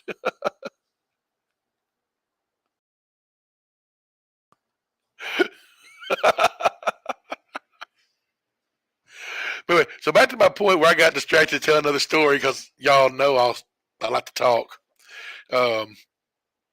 Jeff's off tomorrow. We got to get stuff done. We got some work done on the truck. We got to get stuff done around the house. And but I'm going to try to convince him to get on live stream and play some music if y'all are interested in that. I don't know what time it'll be, but I also think he plays World of Tanks a lot. And I think that he has a tournament tomorrow. I'm not sure, but I would like to try to get him to get on a live stream and actually, I'll see if I can make room in where the good computer and camera is, so we can have better, because I can run, microphones and everything through the audio interface in there, get better sound. But if nothing else, I can live stream from my cell phone. But yeah, I'm going to see if I can't get him to do some live stream.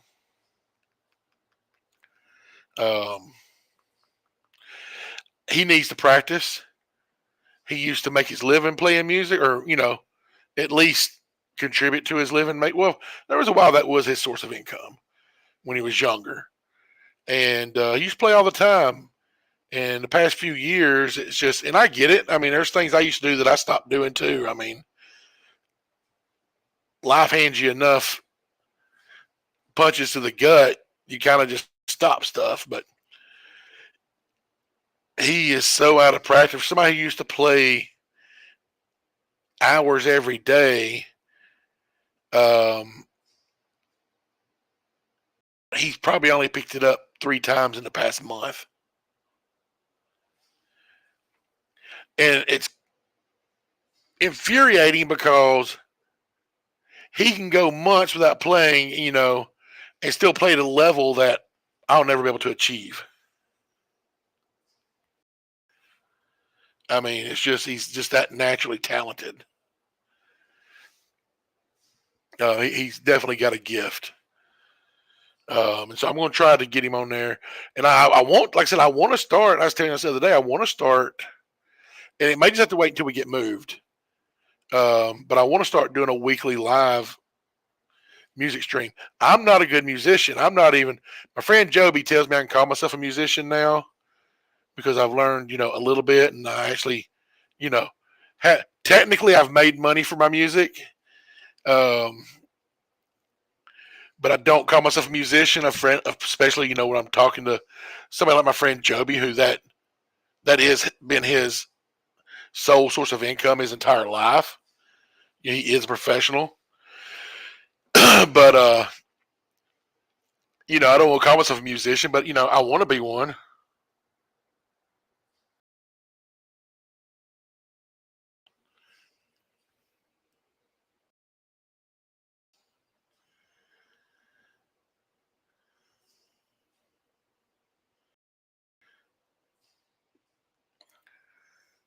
Wait a minute, opening up. What did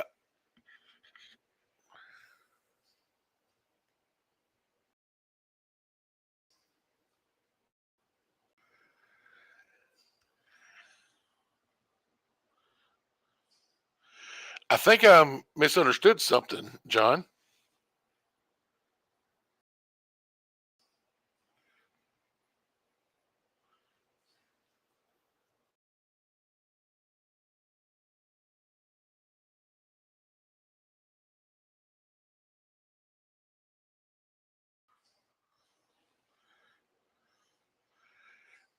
And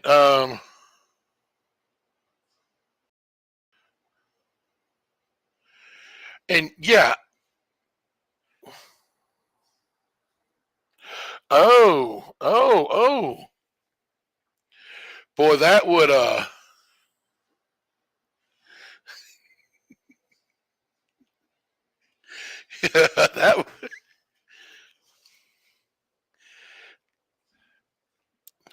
I feel like on Blues Brother and get the band back together.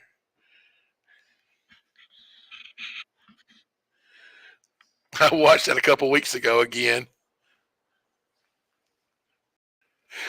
Movie, I love those movies. They're silly, but I love them.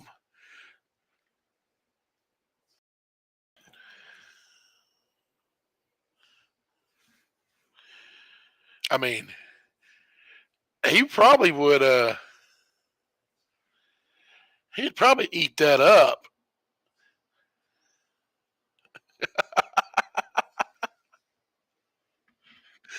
It's it's such a good fun. I mean, that had to be such a fun movie to make. Both of them.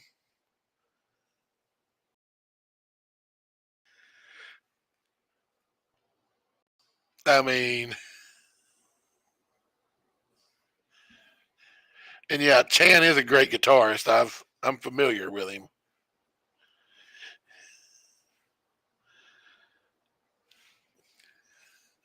Did y'all see my? I'm not going to mention because now. Did y'all see the YouTube short I posted earlier of trying to play two harmonicas at once?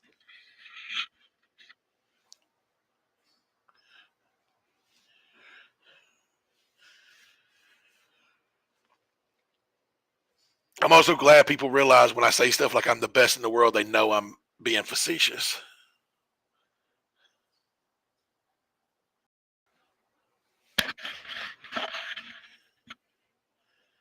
Oh, also, uh,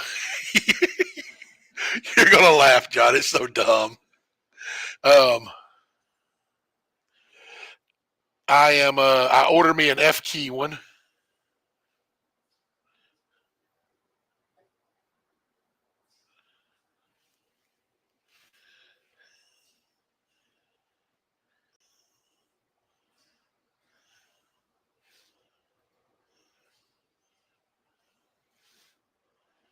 It should be here Thursday.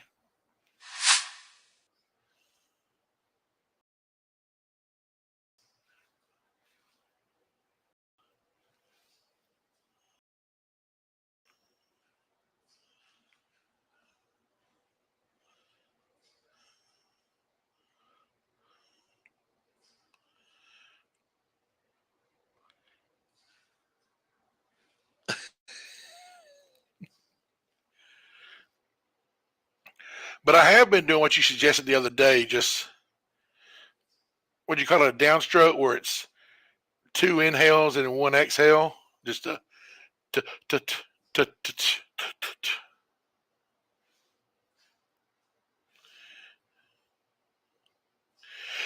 I'm actually surprised you haven't.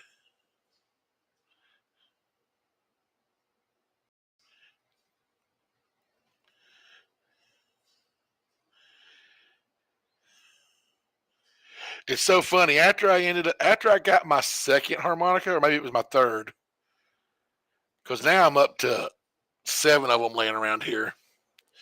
But now I only have 3 different keys so far. Because I started out with one, and it was just I didn't like it. And I mean, uh, yeah, I'm getting, when I pick up the pace, I lose it a little bit, but I can, well, here, hang on.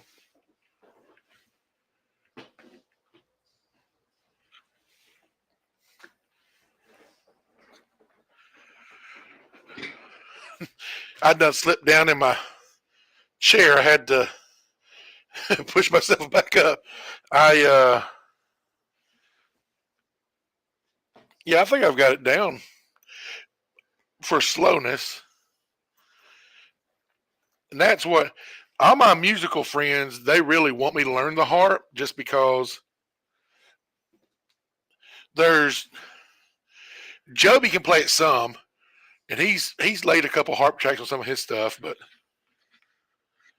they want me to learn the harp because that's something that they need to feel. But I mean, I've kind of got it slow.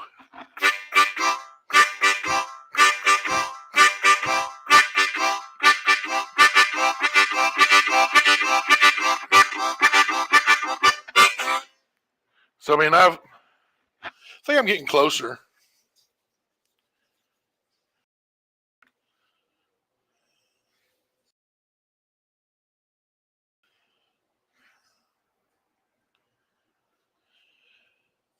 In my humble opinion.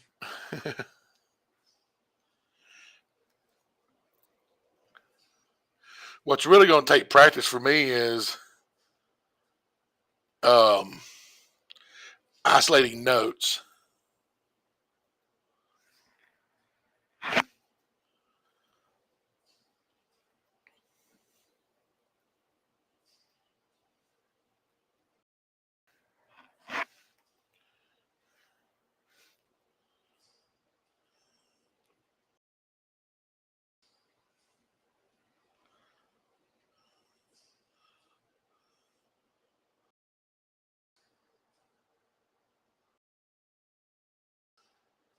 Somewhere in North Dakota.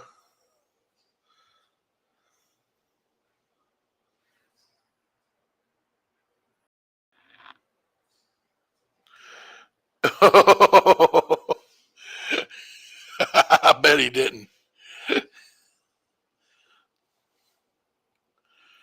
Fortunately, I mean, we live in a small house. We live in a small trailer. Um, so everything can be heard throughout this entire place. But fortunately, unless it's bedtime, it doesn't really bother my brother. He's just,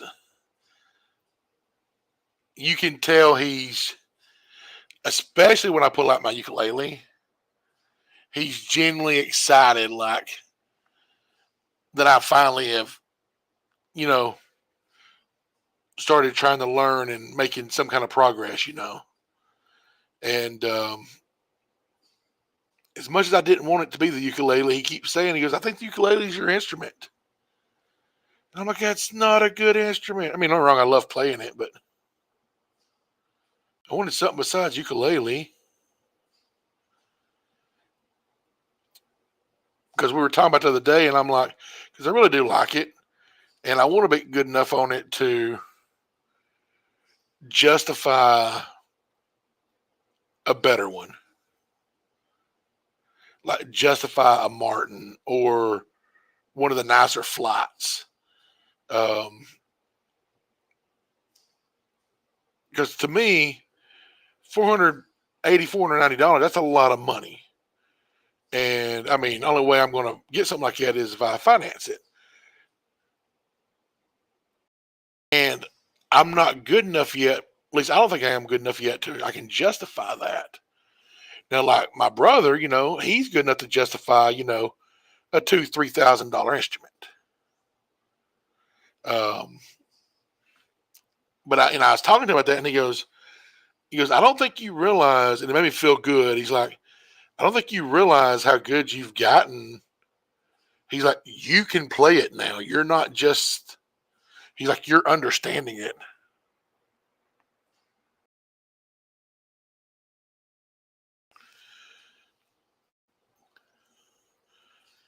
And he's like,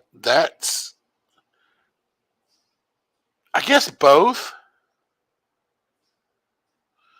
I mean, I'm learning the skill for the skill. But if I'm being honest, I just want to make music, John.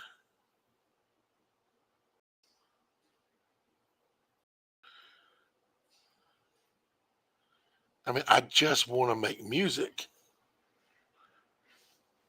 I know that sounds weird, probably, but or maybe it don't. Maybe you get it.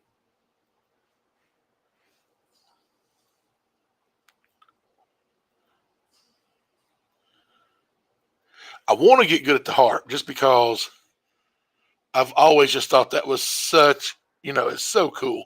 And also the fact of, you know what? I can stick it in my pocket and I can always have music with me.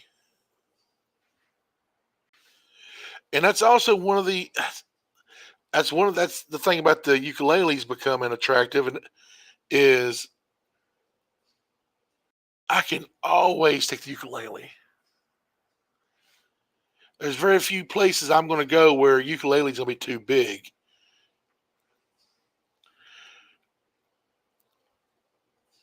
I just don't. It's a lot of people getting ukulele like the whole Hawaiian lifestyle, and they want to play the Hawaiian type of music. That's not what I want. I want to play regular type of music. Um, and that's why, like on my tenor, I went ahead and changed. Oh, that's what I started telling earlier. Oh, it's so funny you mentioned that. When I distracted myself, but I started talking about when I first got like after I had my third or fourth harp. My brother's like, "Well, I'm getting you a bandolier. You gonna he goes, you're gonna be like Blues Travelers." That's exactly what he said, and I'm like, "Really?" He's like, "Yep."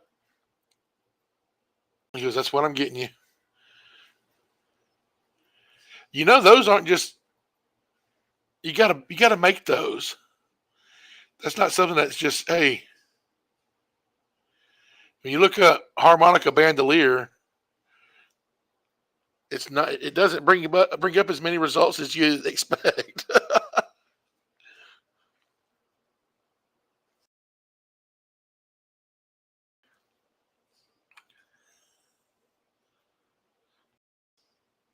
Now you play a lot of. Now I know a lot of what you had was different keys, but do you also have different harps in the same keys? Because sometimes you like a different feel of a harmonica, or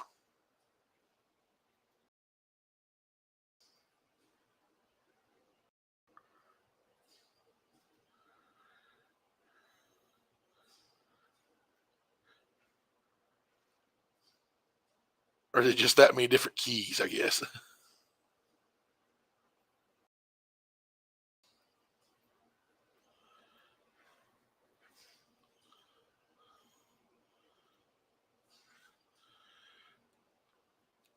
So it's North Dakota, and there's a bunch of corn. So,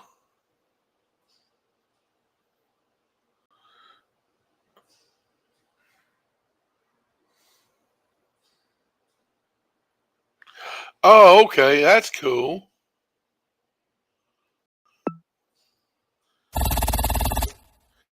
Oh, I was completely wrong on the location here.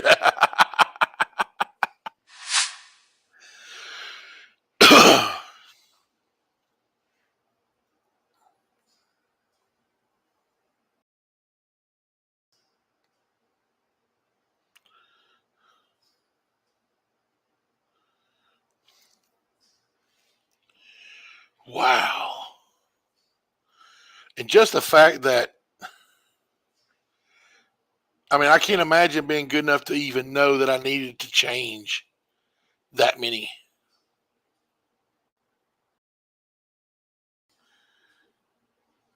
Well, this is Memphis.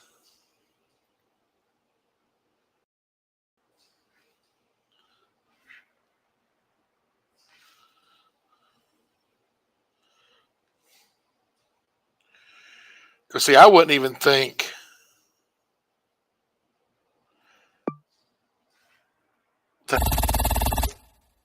11 miles. I wouldn't even think to have more than 7. Like, I'd have never even thought to get the flats or the sharps.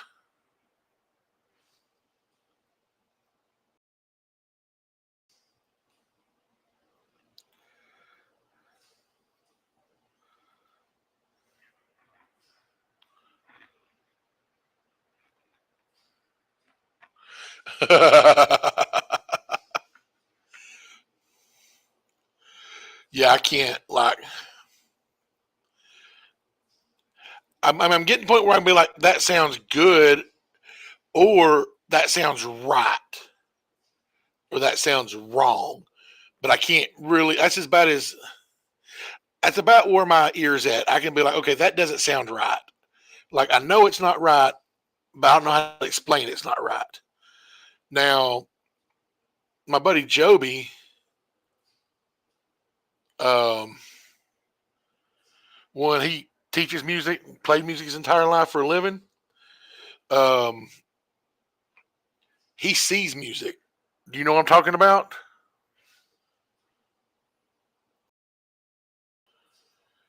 Like, music has colors to him.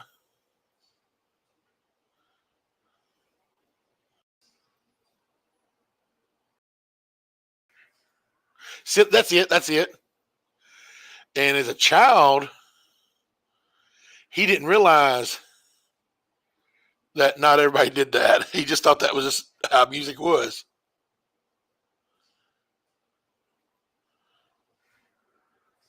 Yeah, synesthesia. That's it.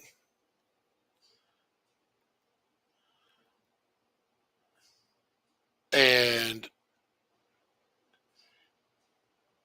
he cannot sing better than my brother, but when it comes to playing, he can play more instruments. Like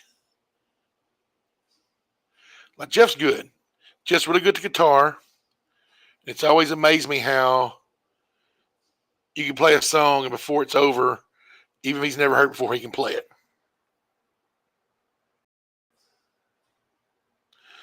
I know how you accomplish that.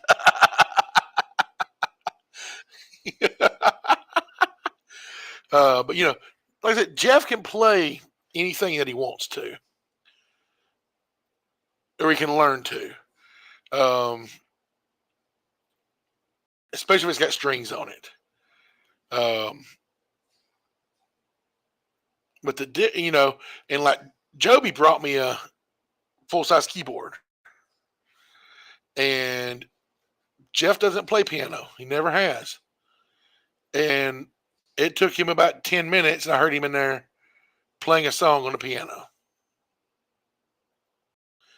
That's the kind of talent Jeff has. But what Joby has is on a whole other level. Like, it's when I say anything and everything. So when he cuts, like he's working on cutting an album, and in the meantime, for his channel, he puts in just a lot of covers. And I keep telling him to quit. He does obscure covers. Like, he's like, why is nobody listening to my music? I'm like, because you'll pick a song by Fleetwood Mac, which is popular enough, but then you'll pick the most obscure song that nobody's ever heard. You know, you'll pick a song by you'll decide to play Skinner, and you won't do Freebird, you won't do Sweet Home Alabama, you won't do Give Me Three Steps. You go play a song that even people in Alabama's never heard of. but but when he does these, Mary had a little lamb. But when he does these songs, he plays every part. he sits down and he plays the piano. Then he plays the guitar. Then he plays the bass. Then he plays the drum. I mean, he plays the drums. He literally, every instrument in a band, he can play well enough to play professionally. And I've always been like, I just want to play one instrument half that good. And he's been at. I mean, I've not, I've known Joby since I was 15 years old. So I mean, 30 years. And I didn't realize until in this past year that he has synesthesia. And I'm like, well, that makes sense.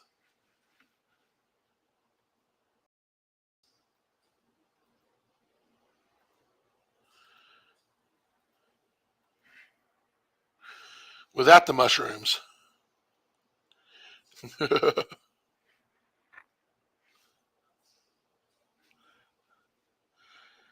Pretty sure you can play more than Mary Had a Little Lamb.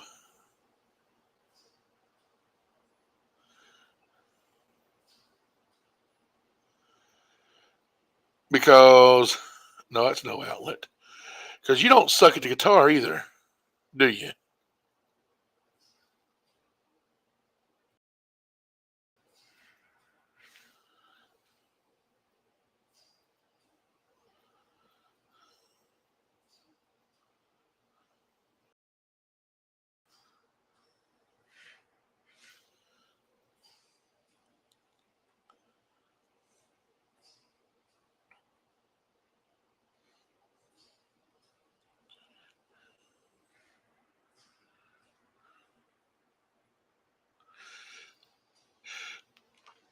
Is it the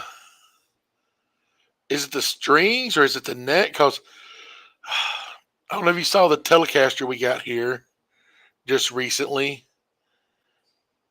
I picked it up and I'm like, this feels awful.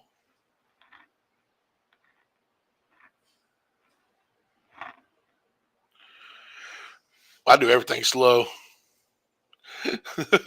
They got a choice.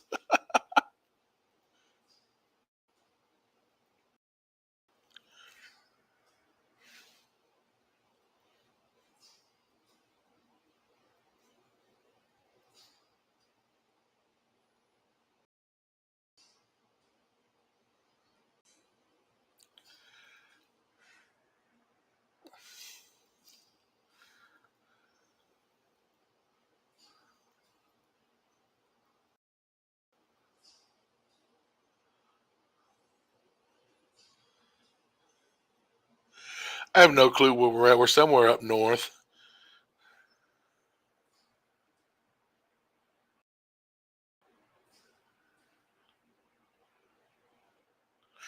That's probably a big part of it. You know what? One of my biggest problems has always been, and it's a reason that I've never learned to play my gigantic acoustic guitar that I have, but I picked up an electric bass, is, and you can relate to this in your past because you were close to. I want to say, well, did you? Try me if you said that. Yeah, I think you said it publicly, but anyway, you were larger, and my belly and my body just being so fat makes it difficult to play a thick instrument, especially like a full size dreadnought acoustic. Because that's, I have an old Sigma acoustic that's I've had for 25 years, and it's really hard to, with my body, it just makes it's hard to play. On top of it, just kind of pushing it almost up like a lap steel. Um, you know, being as thick as it is with my arm and trying to reach for the thickness of my body, um, it makes it difficult. And so the bass was a little easier just because, you know, less instrument to try to get in the way.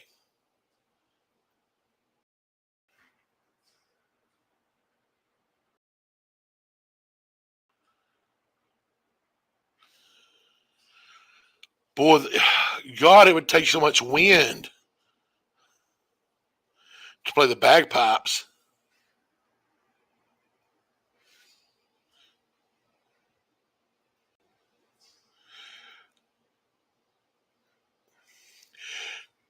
Can you play the flute?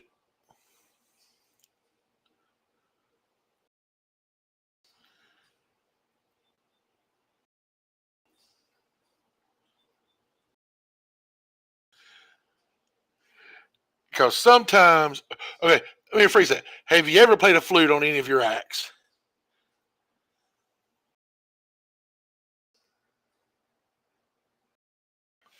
Yeah, my stomach would not let me place the bagpipes.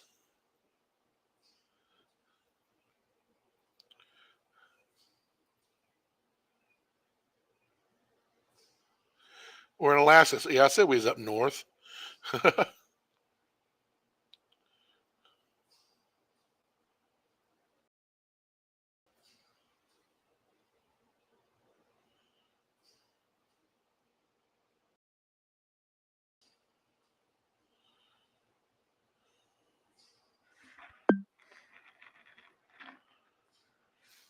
You have to check it out.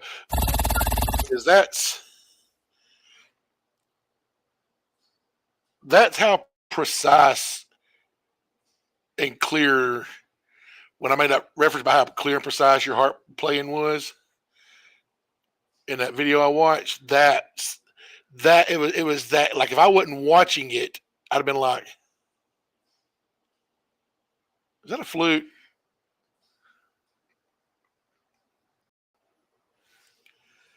I mean, that's just next level.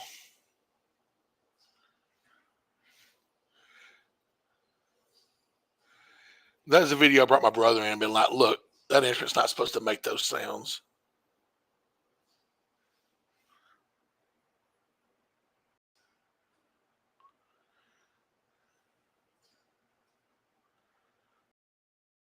Ah, got you. Don't matter. It's still your music.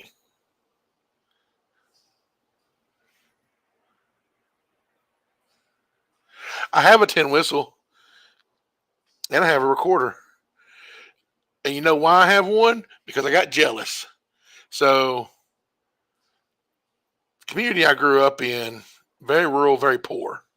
And this is, if something ever happens and I hit it big and one of my YouTube channels, especially the music channel that I got, takes off and becomes one of those with 1 million subscribers that makes a ton of money, I'm going to find one of these local rural schools and I'm going to buy a ton of beginner instruments and I'm going to fund a music class because we did not have that. We had a band that was for the sixth, seventh, and eighth graders, or fifth, sixth, and seventh, and eighth graders. But it was like a band with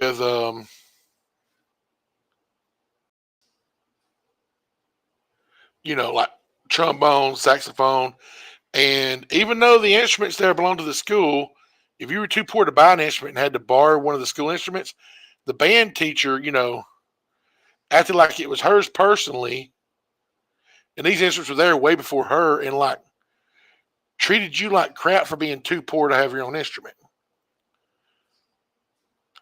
I mean, we were so poor that we couldn't afford to be in Boy Scouts. So in no way Dad was going to be able to pay all that money for a trombone, which is the instrument I played for 1 year. But then now you watch TV or something. Everybody, all these kids talk about the recorder, and I start asking my friends who didn't come from where I come from, and everybody I know had a music class when they were a kid. Like, I'm the only person in my group of adult friends who didn't play a recorder as a child. Now, a lot of them didn't like it, and they did not go to turn into music, and that's fine. But they had the exposure and they had the opportunity. And I asked my sister about it. She's 8 years younger than me, so A lot of things did change. You know, were more advanced. When she came through, but no, they still didn't have it through her elementary and middle school.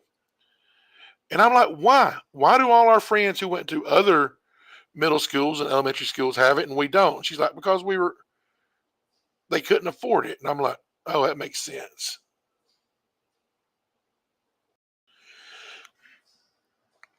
Hello, butter biscuits. So I'm gonna put. So I know we're close to Interstate 820, which is a loop. I don't know where we're at, but I'm gonna put it in Haltom City because I've got family there. So my dad went to high school, and look at that, 1.3 miles. Well, dad went to high school in Haltom City, Texas, and in Huntsville, Alabama. But yeah, so if my music channel ever get big enough to be like where I can afford to donate money and stuff, that's what I'm going to do. I'm going to fund a music program because I feel like that would have made a difference, not just for me, but in a lot of kids' lives.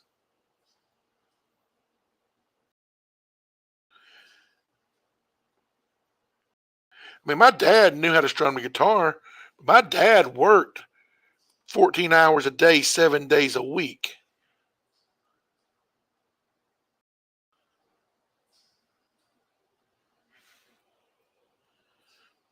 So it wasn't like, and I wasn't his only child either. And plus, he had to take care of dad's, stuff around the house when he was off. And so, I mean, every once in a while he'd get out and strum, but and my brother, he's 8 years older. We didn't come as close as we are till later in life because he moved out of our home. The day he graduated high school. I was 12 years old.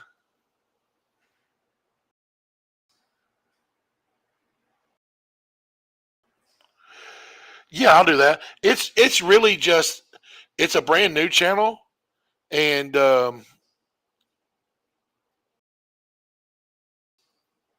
it doesn't have much on there, but there is stuff on there. There's a there's a video of me trying to cover "Flowers" by Miley Cyrus on ukulele. But yeah, I'll link it. See what I'll do. I'll do a members post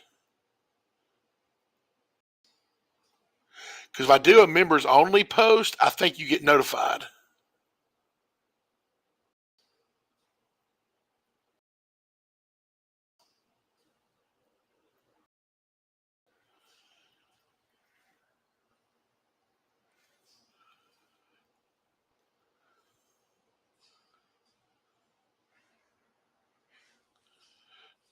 And like I said, it only has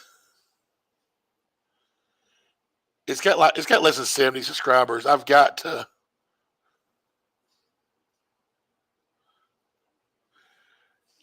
work on getting it promoted more.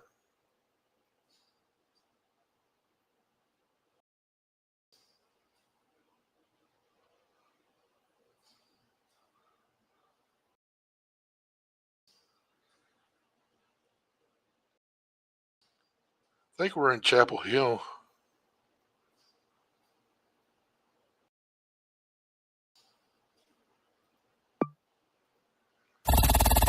Less than 10 miles.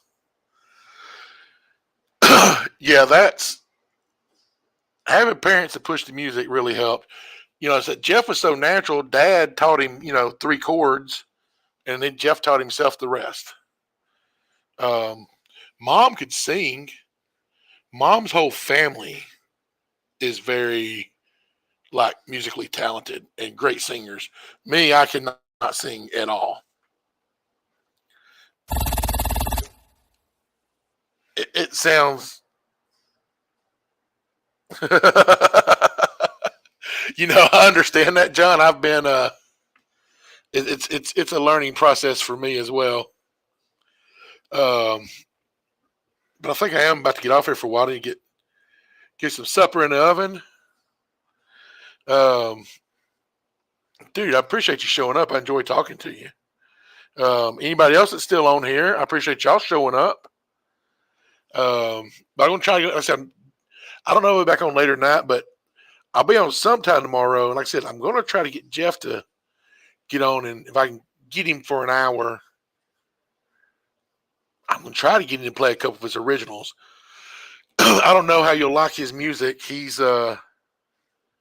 plays mostly country. He plays both kinds of music, country and western, uh, or 70s rock, which is pretty much country. Marshall Tucker band, stuff like that. But yeah, I appreciate y'all a lot. Thank y'all for hanging out.